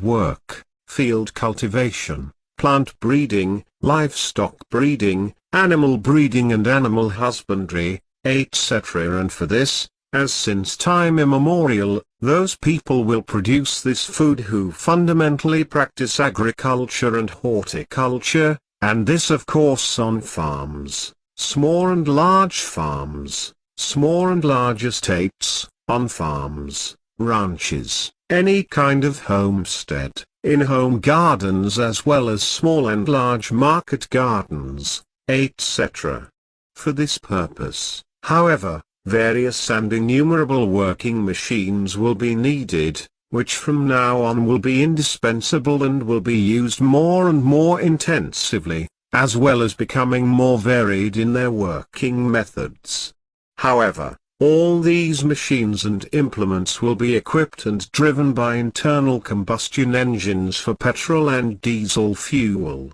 which in future will produce vast quantities of poisonous exhaust gases which will be absorbed into the atmosphere and the air we breathe, not only polluting it, but also poisoning it in a particularly harmful way, leading to nasty diseases in humans and animals and also destroying many plants. And for the cultivation and management of all kinds of soil, garden, field and other land areas, innumerable machines producing poisonous exhaust gases will be needed. But more of these toxic fumes will also be produced in immeasurable masses by food processing factories in the coming decades and well into the millennium, as further masses will be produced by the transportation of food and by its trade and processing into meals. In addition, further masses of these exhaust gases are constantly being driven up to ever greater heights by further working machines of all kinds, as well as by countlessly increasing transport vehicles of all kinds, whereby the atmosphere and thus the air we breathe is finally poisoned to such an extent that many people will fall ill and die as a result. For a very long time and well into the third millennium, scientists in all fields of research will neither recognize nor investigate what is happening in the atmosphere and the air we breathe in this respect, although the necessary instruments will not yet have been invented to detect the extremely fine toxins. In the coming decades and far into the future of the new millennium, in addition to the toxic exhaust gases from innumerable working machines, tools and equipment of various designs, there will also be an increase in innumerable heating systems in residential buildings and blocks of flats, which will be operated with heating oil in the future. In particular, petrol and diesel-fueled transport vehicles of all kinds will produce vast quantities of toxic exhaust gases, such as billions of passenger cars and motorbikes, as well as coaches and buses. Railways powered by diesel oil will also produce enormous amounts of toxic emissions in the future, as will aircraft and ships, the size and scope of which will reach dimensions that are unimaginable, which will be operated with coal or diesel oil until well into the third millennium, etc. However, in only 5 years' time, another technology will be developed for the production of electrical energy, for in June 1954, for the first time on Earth, in the Soviet Union, an atomic power station will produce electrical energy and in this way usher in a new energy age. But this will not be without danger, for such power stations, which will become more and more common in the future in the industrialized countries, etc., will give rise to dangers which will have an effect through atomic radiation. And this will happen in the future, in particular through accidents in which nuclear radiation is released, as will happen several times in the future, as clear forecasts show. In addition to the exhaust fumes that are harmful to health and cause much harm to the whole of nature and its flora and fauna, and especially to the health of many people and cause their death, countless chemical poisons will also be created that will cause immense harm. These many kinds of poisons, which are very harmful to health, and of which many more will be invented in the future, more and more dangerous and harmful to health, will be spread in all coming times far into the third millennium in all landscapes and regions as well as in all fields, gardens and forests etc., but also on all food growing in fields, gardens and plantations etc., and sprayed on them. And this will be done more and more in the future and with more and more health-endangering toxins in order to promote the growth of food and to protect it from pests and weeds. And these poisons will also be transformed into the finest poisonous gases and form a bond with the atmosphere and the air we breathe, and thus with oxygen, which is unrecognizable to researchers and scientists. And these superfine toxins, which cannot be detected by scientists and researchers until far into the future, correspond to the original substances that cause many kinds of suffering and diseases in countless people and will weaken and make vulnerable the immune system and also the entire organism of mankind in the future. This will happen nevertheless, even if earthly mankind will become steadily older in years of life. In addition to all that has been explained so far, my aged friend's faith teaches that all these vast quantities of dangerous, harmful exhaust gases that will be emitted into the atmosphere, as well as all chemical poisons of every kind, which in the future and far into the new millennium will be released into nature in unimaginably huge quantities and will completely pollute everything, endangering health and destroying life, and will cause immense harm, will cost the lives of many people, because all poisons, even in the tiniest quantities, would have a dangerous and health-endangering effect on people, as they do on all other life. Ever since the first industrialization, the oxygen content of the atmosphere has been imperceptibly but continuously impaired, reduced and permeated with the finest of exhaust toxins of the most diverse kinds, which will continue to happen in the future and to an ever-increasing and terrible extent. However, due to the lack of the necessary equipment and devices, this could not be scientifically determined for a very long time and therefore could not be proven, because the density of the dangerous gases is so fine material that it would only be detected in the distant future with extremely highly developed and highly sensitive disintegration devices. These very toxic, health and life-threatening, extremely gossamer gases, which cannot be detected for a very long time yet, my aged friend explains, imperceptibly reduce the composition of oxygen in the atmosphere and thus in the air we breathe over time. This causes a detrimental change in the body cells of all creatures, whereby the cells, according to the explanations of my aged friend, are the smallest living units of all organisms, that is of all creatures. This also includes human beings, to which he says that in the course of time a process of change occurs in their cells, whereby the oxygen content begins to cause damage. In the process, a certain tiny electrically neutral particle of a chemical compound forms or accumulates in the cell nucleus as an atomic bond, or something. Unfortunately, I don't understand any of this, and then the oxygen regulation is disturbed, which finally results in a process that is harmful to health, through which the blood is also damaged and all kinds of serious diseases are caused. In the future, various forms of cancer will become more and more common.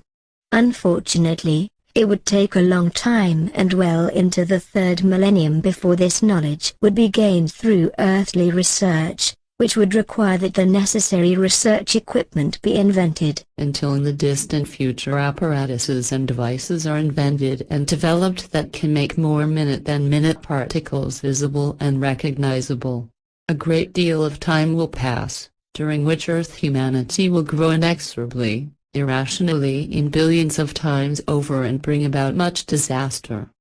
This will happen especially through the production of poisons of all kinds, which will then be spread into nature and thereby carelessly and profit-obsessed spread death and destruction.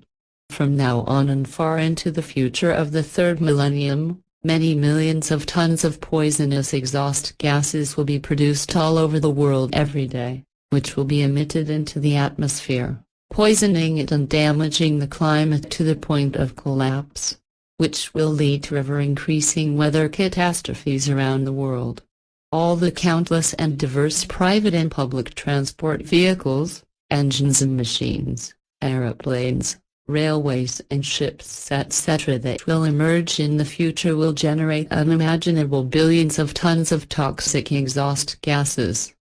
And this will also happen on a particularly large scale around the world through the military upgrading of countless vehicles, aircraft, tanks, guns, boats, ships, missiles and many different kinds of missiles, etc., as well as through weapons tests and training maneuvers, all of which will take on huge proportions in the future. These exhaust gases, produced in every conceivable way around the world, will attack and damage the health of all life in nature, its plants and animals, and human beings. And all these toxins from countless exhaust fumes from all working machines, vehicles with explosion engines worldwide, as well as the exhaust fumes from countless heaters, factory chimneys, electricity plant chimneys, as well as from huge forest and jungle fires, wildfires, waste pit fires, More than fires and house fires etc., will in the coming decades and far into the future affect not only the atmosphere and the air we breathe, but all life and the vital oxygen concentration.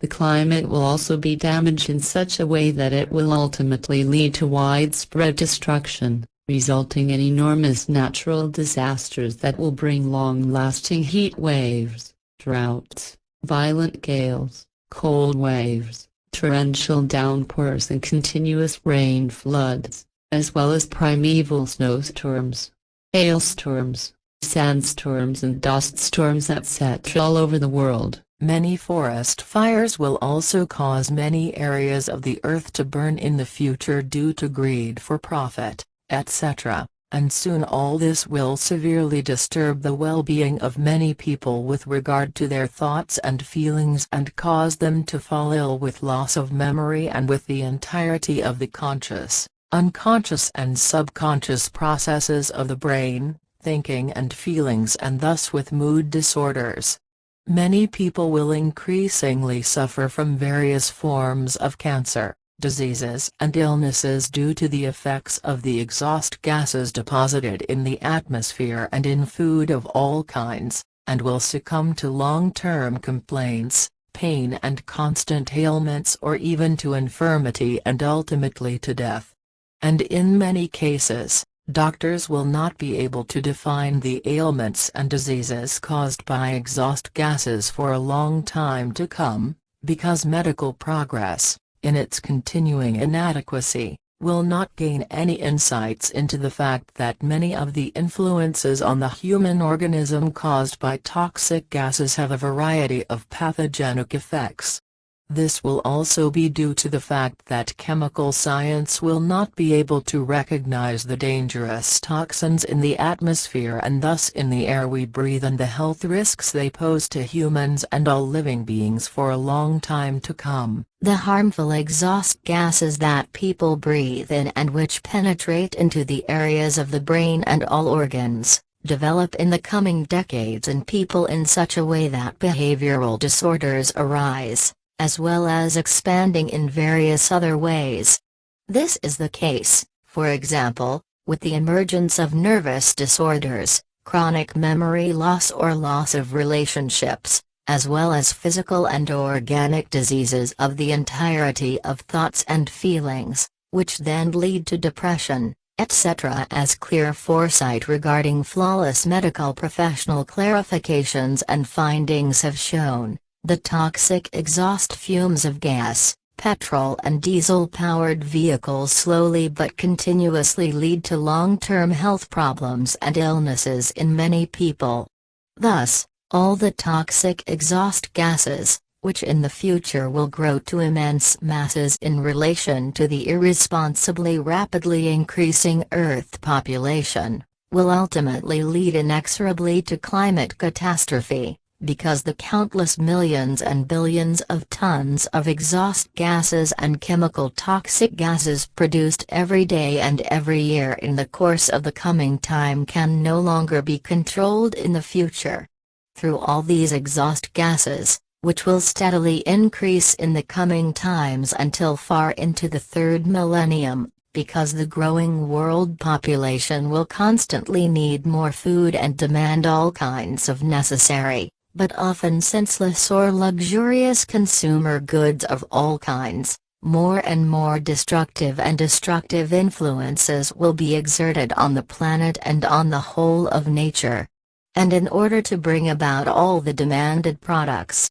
in future such overexploitation of the earth will be carried out for ores and other materials that in time it will begin to stir with increasing earthquakes and volcanic eruptions and will also warm up the climate. As a result, the eternal freeze of many soils, mountains, tundras and other areas will dissolve deep down, causing the masses of carbon dioxide frozen in them to dissolve and rise into the atmosphere, polluting the basic climate and changing it profoundly and disastrously. Furthermore, countless other vehicles and machines etc. will contribute to the damage of all life and existence in general, such as omnibuses for public transport, for traveling and pleasure trips, lorries, tractors, towing vehicles, excavators, compressors and various earth-moving and digging machines, as well as many other machines of various kinds. Nonsensically, however, more and more enormous masses of poisonous and very seriously harmful exhaust gases are polluting the entire environment, all life, the atmosphere and the climate through sports machines of all kinds, such as sports-related aeroplanes, ships, automobiles, motorbikes and all kinds of other vehicles. For the operation of all the vehicles that will be driven on the roads in the future, it will be necessary to build more and more roads and large motorways, which will then, however, have to be steadily expanded more and more over time because of congestion and too many vehicles. In addition, it cannot be said often enough and repeated over and over again that all these human achievements will, in the course of time, emit enormous masses of toxic gases into the entire environment and create great horrors. All the toxins will get into the atmosphere and the air we breathe,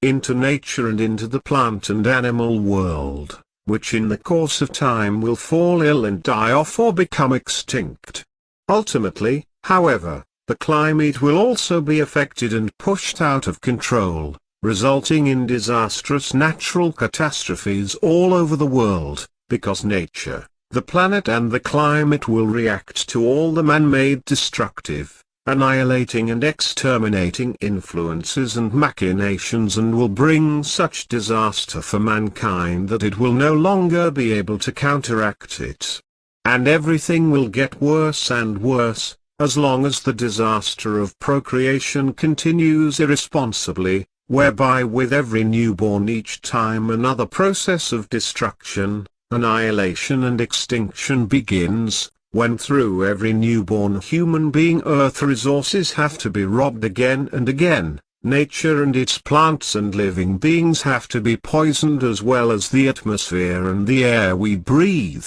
whereby then inevitably the climate will slowly but surely be driven to collapse. However, if the earthly humanity, which is becoming more and more powerful and believing in God, finally starts to get rid of the religions and sects that frighten them and hinder their understanding and reason, and to think for themselves, then something useful can be done and all evils can be counteracted.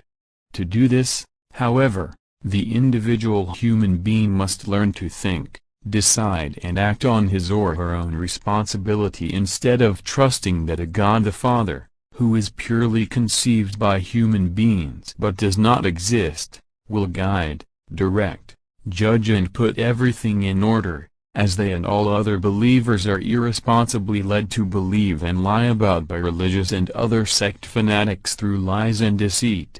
If the individual human being, and the whole of humanity, would do what would be necessary for him to think, decide and act for himself, namely to honestly renounce his religious sectarian faith, which enslaves him and makes him unfree and prevents him from using his own intellect and reason, then he would slowly begin to think logically and to grasp what is the truthful reality and what is to be done with regard to it.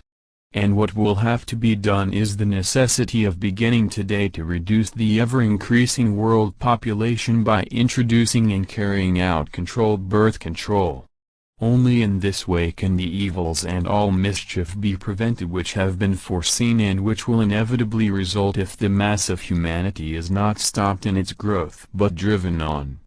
But it will probably be as it has been since time immemorial. Namely that the warnings will not be listened to and everything will come about as the predictions set out, which are based on real foresight. But let us go back to the internal combustion engines, which will in the future drive huge masses of engines and vehicles and emit enormous masses of toxic exhaust gases into the atmosphere, along with other causes that will be created by mankind in the future. Some of this will be equally destructive, annihilating and exterminating, and will be such that it will adversely alter the climate and cause tremendous planetary and nature-damaging transformations.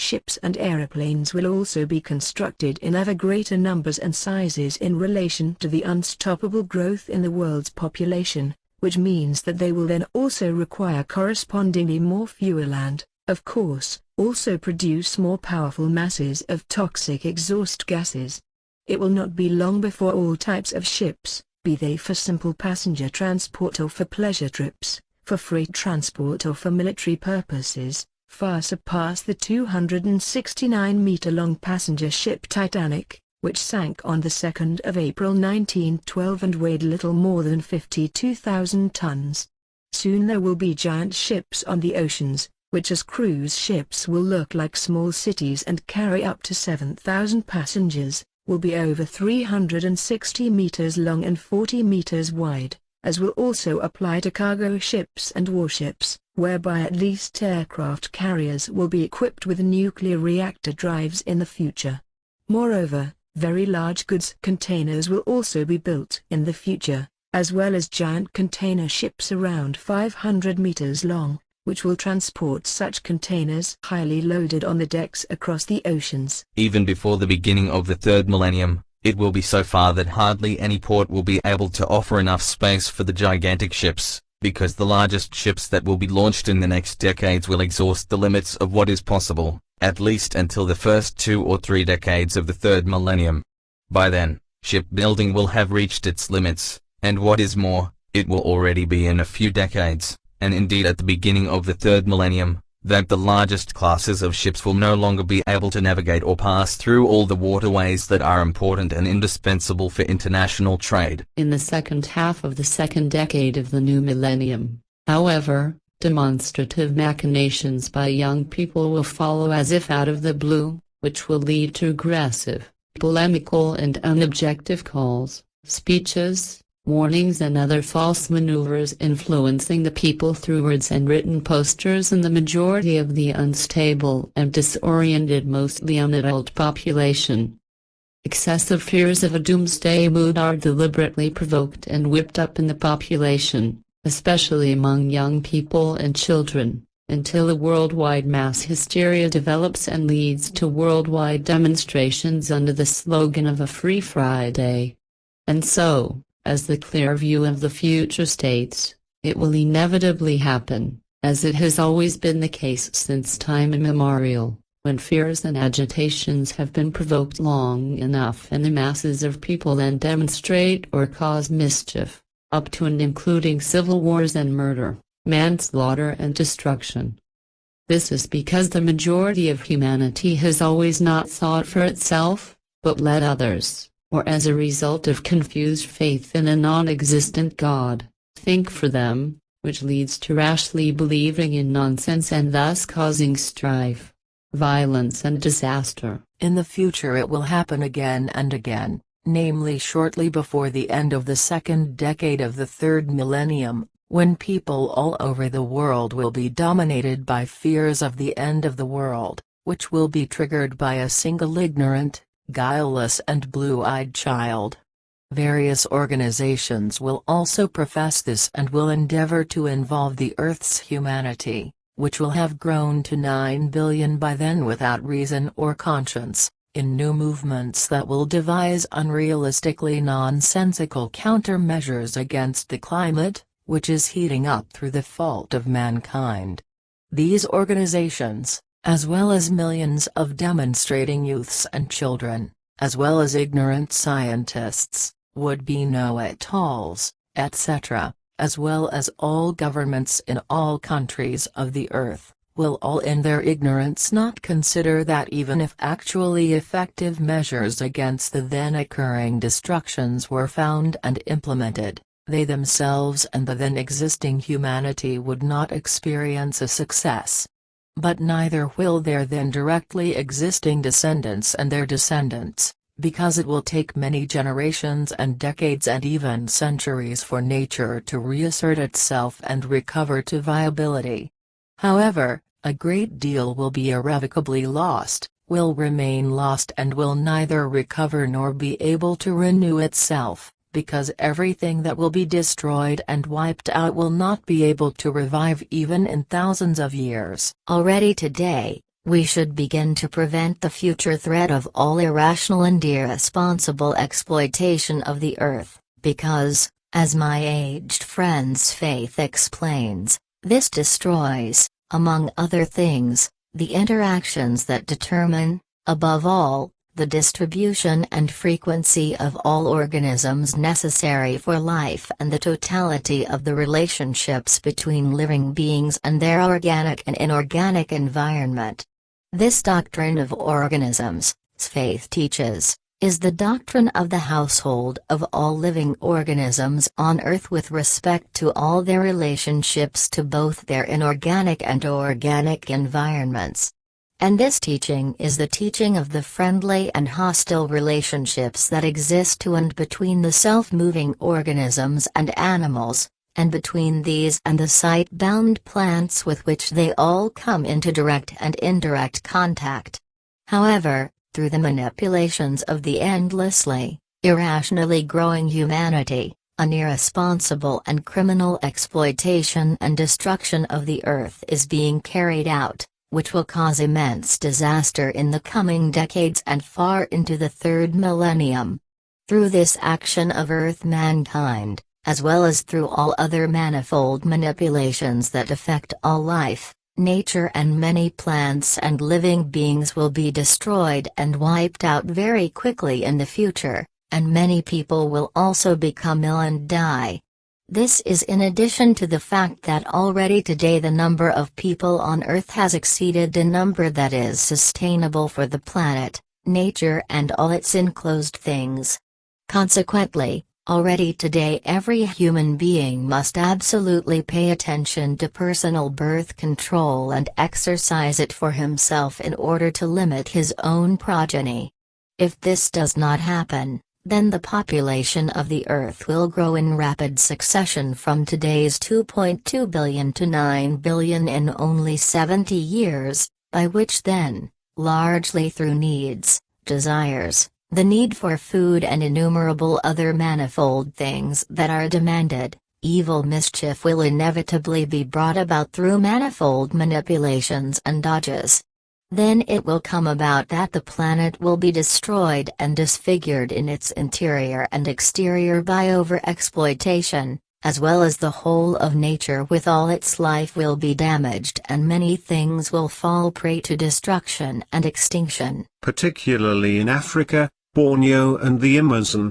but also in many other countries around the world, a crime like poaching will arise on a large scale, through which various species and kinds of living beings, especially mammals, reptiles, birds and animals will be hunted illegally for the purpose of making money, and not infrequently even to the point of extinction. Why this will also be the case in Europe, and again especially in Germany, as in other relations, in a degenerating way in the future, is then based on a confused and pathological hatred of hunters, which will be directed especially against lynxes and wolves, which will lead to a senseless killing and massacring of such animals. In Switzerland, too, such incidents will occur sporadically, while in Germany, too, animal haters in general will act in the same way as hunters afflicted by hatred and will satisfy their lust for killing in this way.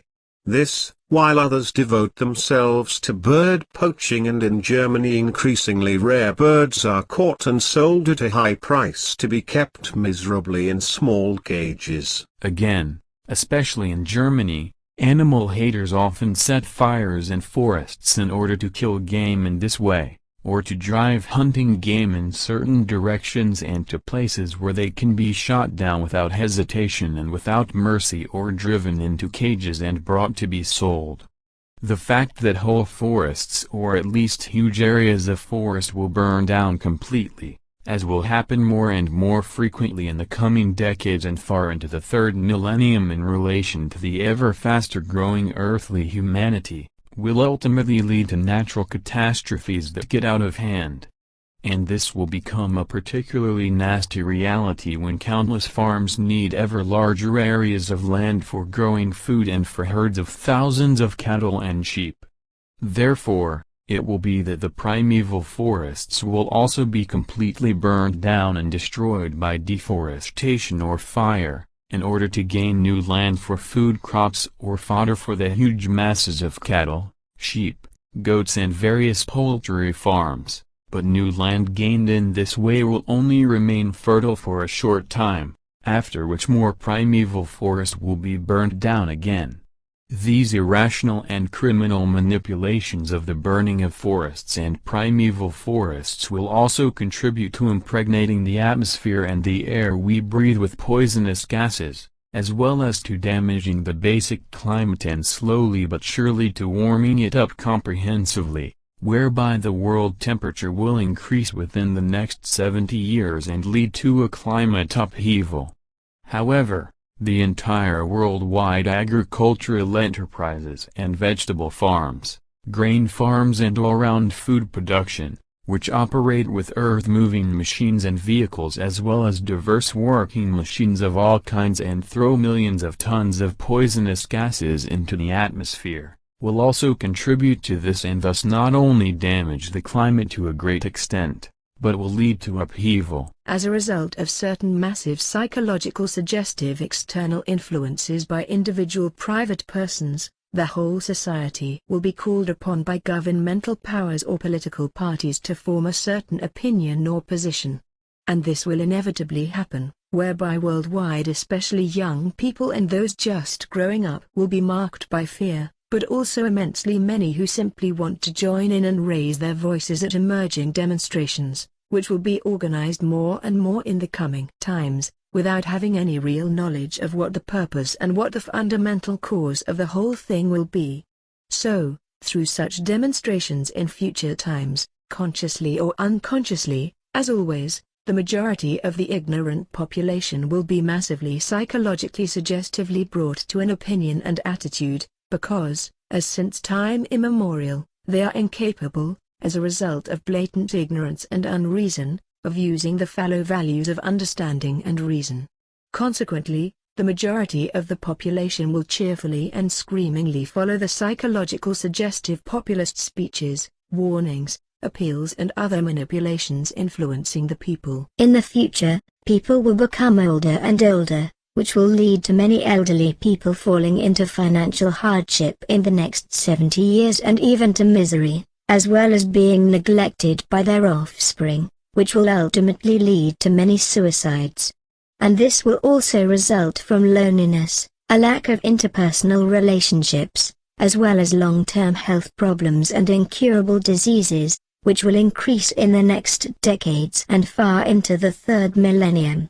In the near future, this will lead to many elderly people feeling that life is no longer worth living, but that death is better, which is why many will no longer trust in the security of life, but will prefer to die, be it through direct suicide or indirect suicide through suicide organizations or assisted suicide organizations, which will be legally permitted in many places, but will also come into being legally. This will enrich the operators of such killing organizations and trigger international death tourism for those willing to die. Many diseases, illnesses and strange health problems will be caused by many poisons of various kinds that will be spread in the country by all agriculture and other food cultivators in fields and gardens, so that all natural foodstuffs, such as grain of all kinds, vegetables, berries, fruit and herbs, etc., will poison the soil,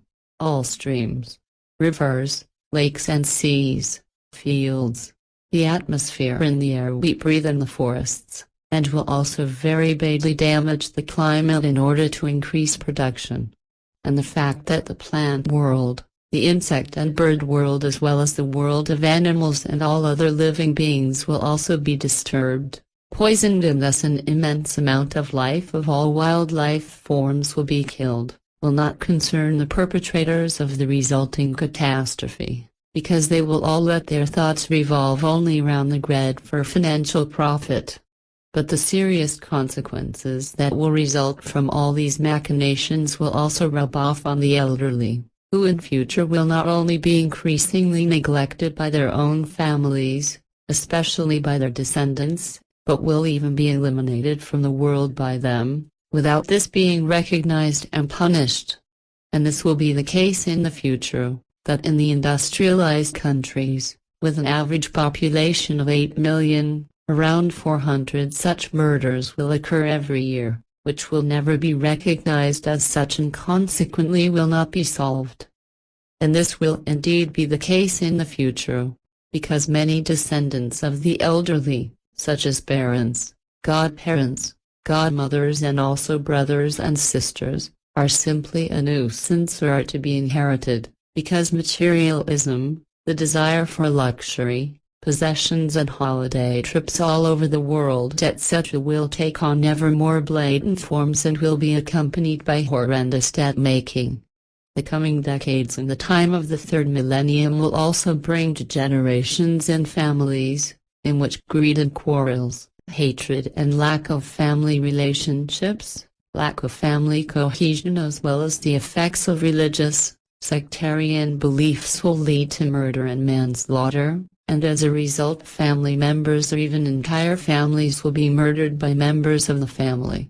Likewise, murder and manslaughter will also increase in the future due to religious sectarian belief boundaries and relationship breakdowns, such as when love relationships between couples or friendships break down. However, murders and multiple murders will also increase, which will happen more and more frequently and in public on the streets and in public buildings etc. due to the constantly increasing hatred in people, as well as due to the lack of relationships, indifference and the increasingly degenerating readiness to use violence, stress, professional anger, lack of money, differences of opinion or banalities. In the future, and already in a decade, people will need ever-increasing amounts of money, which they will no longer be able to raise through work and wages, nor for the most important obligations such as food, premiums for health and accident insurance or for the rent of flats, etc. The consequence of all this will be that all these and many other evils will increase drastically in the coming decades and in the times after the millennium, and that they will become worse and worse,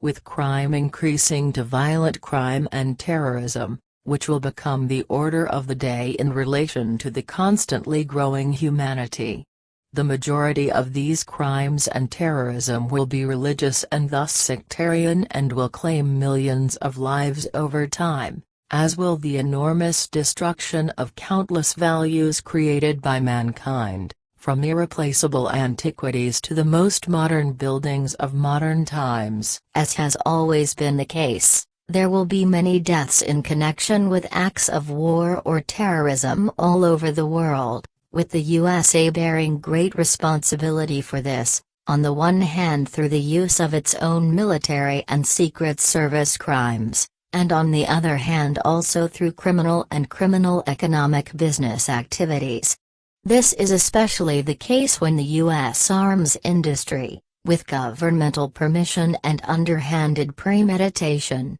will sell its murderous products en masse to foreign states, which will then be used for warfare and multiple murders, killings and destructions. Thus, in all future times, far into the third millennium, the United States of America, and all other industrialized countries that have an arms industry, such as mainly Germany and Switzerland, will thoughtlessly and unconscionably sell a wide variety of weapons systems, including ammunition, all over the world to countries that have no arms industry of their own, but which then wage war and terror against other countries with the weapons supplied to them.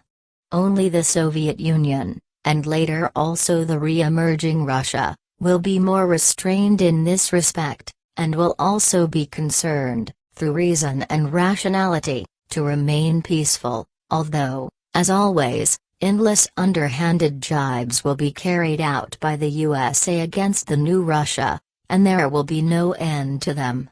As a result, however, the nuclear danger, the danger of nuclear war, will always remain until far into the third millennium, Because the United States of America will continue to be dominated for a very long time by its addiction to world domination and its desire to annex Russia to the USA. All wars and terrorism will continue since the end of the last World War, while through irresponsibility, falsehood and world domination addiction, the pretended world peace will be only lies and deception, just like the peace with the Soviet Union and from the end of the 1980s with the resurgent Russia, because the leaders of the USA will not give up their enmity and secret plans, but deny them to the outside world. Therefore, the US leaders will continuously, under their instructions, criminally, calculatingly and premeditatedly give permission to the arms manufacturing US corporations and also foreign arms corporations to supply arms around the world to certain states that can be commandeered by the US for this and that and for their benefit and fit into the US machinations. This enables the state leaders and their advisors and lackeys of the United States of America to maintain the constant turmoil in many states of the world and to promote wars, insurgencies and all kinds of terrorism. From now on, guerrilla fighters from all over the world will be trained in special military training camps in the USA, who will later found terrorist organizations and carry death and destruction everywhere, causing guerrilla wars in Cuba as well as in South American and Asian countries. This, while in the Near East and in Oriental and Arab countries terrorist organizations will be established, whereby especially in barely 4 decades, a worldwide operating terrorist network of mostly Sunni Islamist organizations will be established, which will bring immense suffering, many thousands of deaths and destruction upon earthly humanity.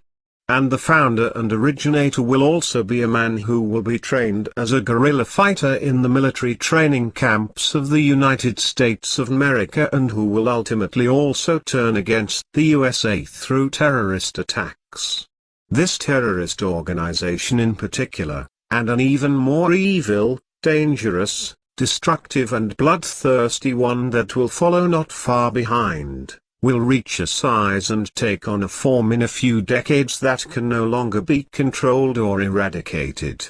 This is in addition to the fact that through the production and trade of weapons in the populations of all countries of the world, armed crime and organized violent criminality are spreading more and mass murderers of such criminal organizations are committing countless murders. This, while also henchmen of dictatorial rulers will carry out mass murders and bury their victims in mass graves, whereby in this respect especially in Mexico criminal gangs and in South American states unscrupulous gangster mass murderers, police and military forces act on behalf of their dictatorial rulers. People who in future live a righteous life in peace according to the reality of creation will in future be increasingly insulted or exploited, just as they will be harassed by new missionaries of faith with lies, deceit and promises of God in order to seduce them into some kind of sectarian faith.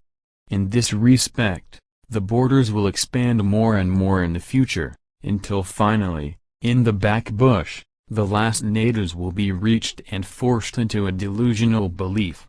And this will become easier and easier, because in future the whole sectarianism and all forms of belief will no longer be broadcast to the whole world via the radio, but via television, where, as in earlier times, more and more unstable people will fall prey to any kind of stultifying beliefs through the lies and deception of the believer catchers. Therefore, all non-believers who think and act according to their common sense and with clear reason, and who are free of any faith, will in future again be increasingly harassed and insulted by religious leaders, priests, pastors and cult leaders etc. This is because they do not allow themselves to be distracted by the delusion of a religious belief, but live according to the given truth, as this is given in nature and in all living things in accordance with creation, Consequently they also live their lives according to the natural creative laws and shape them in this way. But for this they will be insulted and considered crazy and wicked, while those who believe in God, as they have done since time immemorial, will consider themselves good and wise.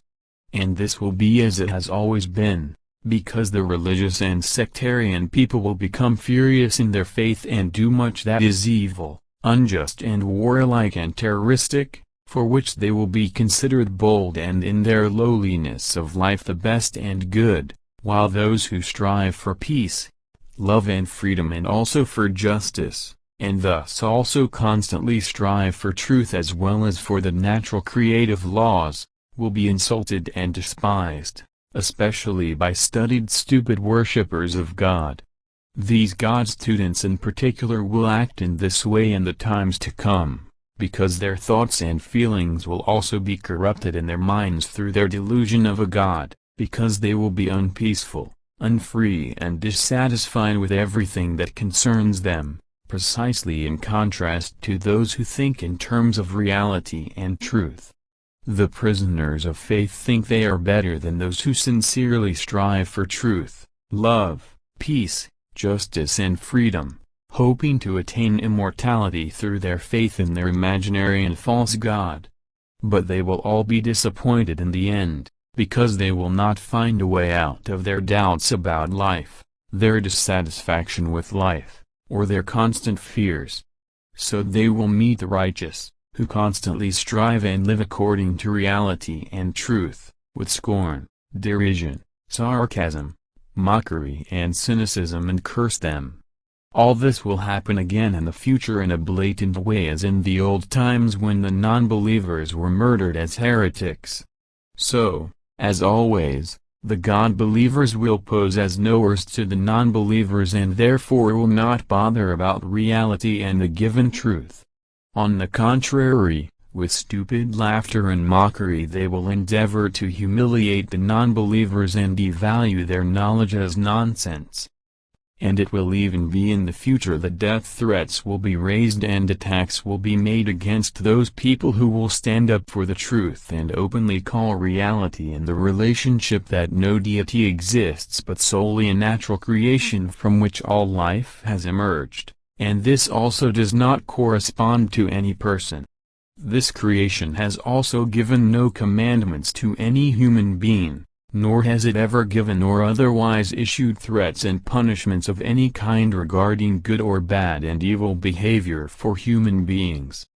The creation is a disembodied and totally non-partisan, impartial, unbiased and unprejudiced powerful neutral energy that neither demands nor threatens human beings in any way, but exists in such a way that every human being, through his or her own free will, thoughts, actions and behavior, is entirely responsible for himself or herself in every respect. In the coming time and far into the future, there will be fewer and fewer people who will hold on to the cultivation of intelligence, knowledge, truth and unflinching reality. In the future, it will also be the case that many new legal systems and new laws will be enacted and more civil liberties will be restricted and punished with fines if a violation of new nonsensical official or national regulations occurs. In the future, however, it will also be the case that fraud and deceit will become more and more prevalent, yet new rules of conduct will be propagated in a grandiose manner,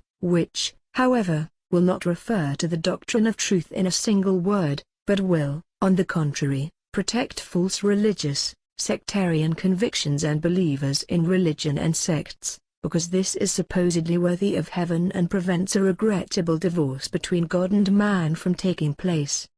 But no one wants to hear that the believers in God, of all people, are those who use neither reason nor intellect and hypocritically preach love, peace, freedom and harmony. And yet they are those people who shout out their evil words at every possible opportunity, strike out with their fists, take up arms and kill, torture by the death penalty and murder people, wage wars, create enmity and strife, It is every believer in God who at every opportunity brings out all his bad and evil character traits and spreads mischief and wants every other person punished if he commits even a small carelessness, does something wrong or breaks a law.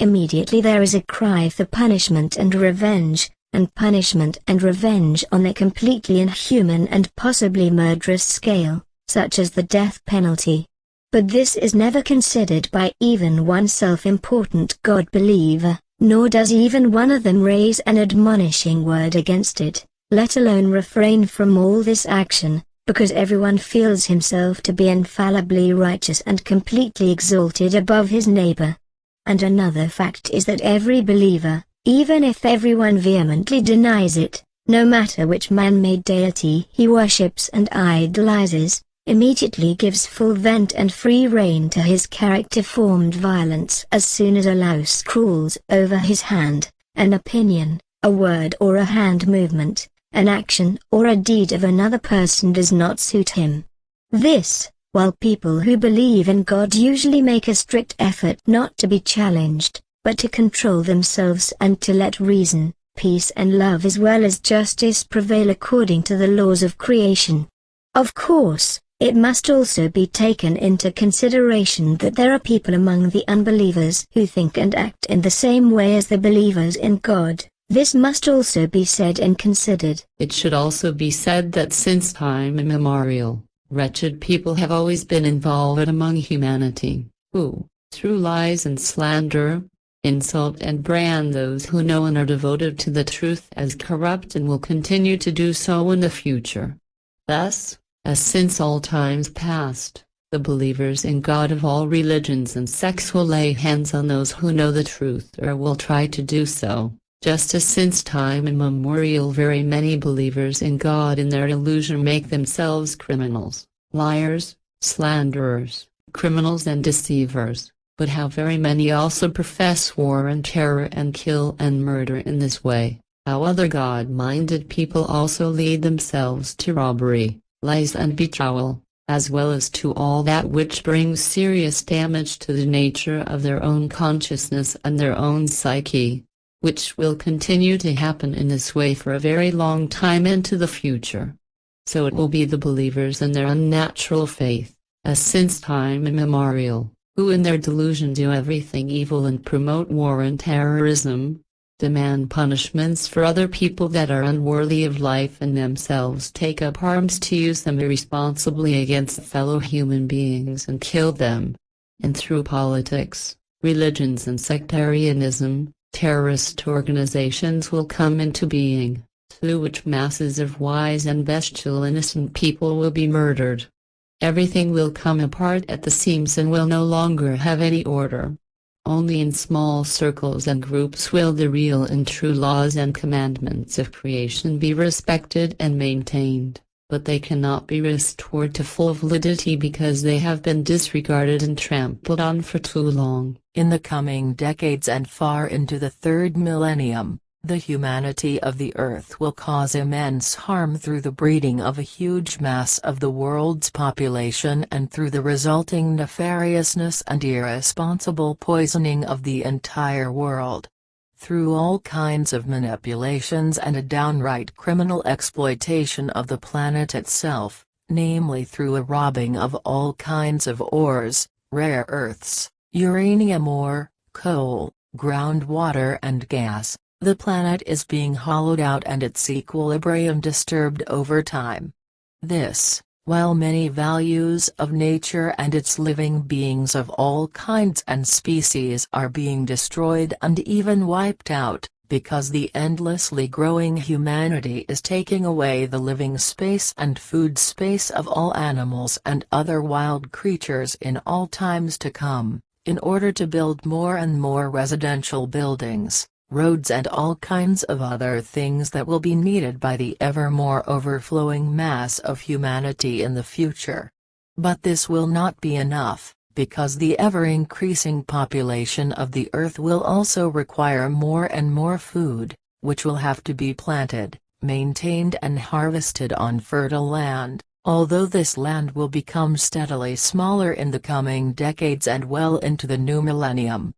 This is in addition to the fact that, in order to achieve an enormous increase in natural food production, all pests that occur in nature and feast on the planted foodstuffs of various kinds will be combated with enormous masses of poisons and will poison all fields, meadows, fields, all bodies of water and, of course, the foodstuffs themselves beyond repair until far into the future.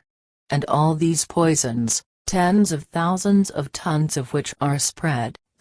and atomized worldwide every year until far into the future, have a destructive and exterminating effect on soil organisms and many kinds of insects, as well as on bird life and many terrestrial creatures, which will lead to their decimation in just a few decades and finally to the extinction of many of them. So in the coming times and far into the third millennium, an immense amount of life will be destroyed, annihilated and even wiped out, whereby the atmosphere and the air we breathe will also be affected and permeated with poisonous gases, which are produced by the toxins, but which cannot be detected by the scientists, researchers and analysts responsible for this, because they still lack the necessary instruments for a long time, and these must first be invented and produced. And the fact that these extremely fine toxic gases and toxins in the atmosphere and in the air we breathe also have a harmful effect on the health of humans and all other living creatures,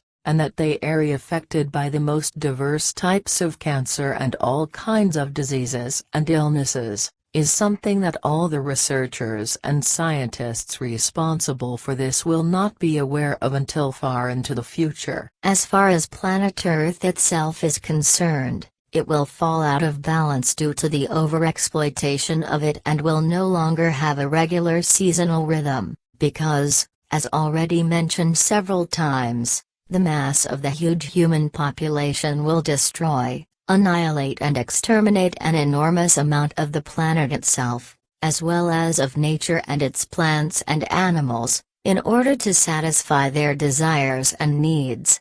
And this will already happen in the next decades, and then even more so in the new millennium and in the further future. And due to the endlessly growing humanity on Earth, the oceans will also be fished out and partly made unnavigable without any responsibility.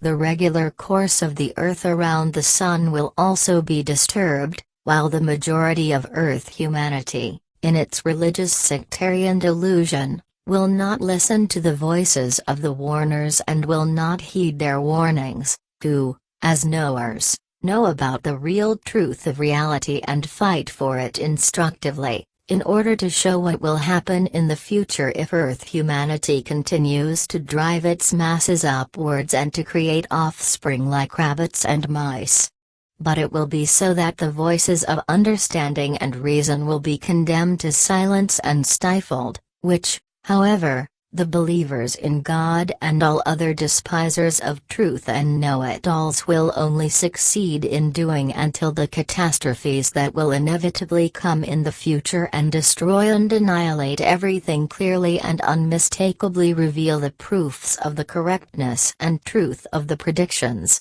But the seeds of truth will often and for a very long time go unheard before they germinate, sprout and bear fruit. Consequently, until then much of what is good and valuable will still perish and huge parts of the earth will cease to be fertile. This on the one hand, while on the other hand the atmosphere and breathing air will slowly become steadily more difficult to breathe in gloomy slackness. But for Earth humanity itself, it will come about in the course of the future that gradually all social order will be neglected and chaotic forms hostile to society will arise, just as much of the social systems and social orders will wither away, whereby confusion with regard to all rules, laws and values will take hold. And when all this comes to pass, it will be that Earth humanity will be decimated by its own fault, after which only a remnant will remain and their descendants will have to restore the sublime totality of the world in a very laborious way over many centuries and millennia into the far future and clean up everything in peace,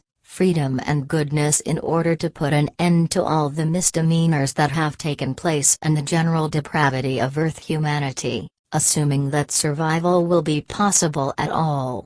In all of this, the only question will be whether Earth humanity will be decimated by epidemics or whether it will consume the world with fire, completely destroy it with wars and terrorism, or finally still find its way to reason and sanity, want to preserve the Earth and perhaps be able to give it back at least a part of its primal beauty through thousands of years of work, care and nurturing. 13–14 May 1949, Niederflachs 1253, Bülach ZH.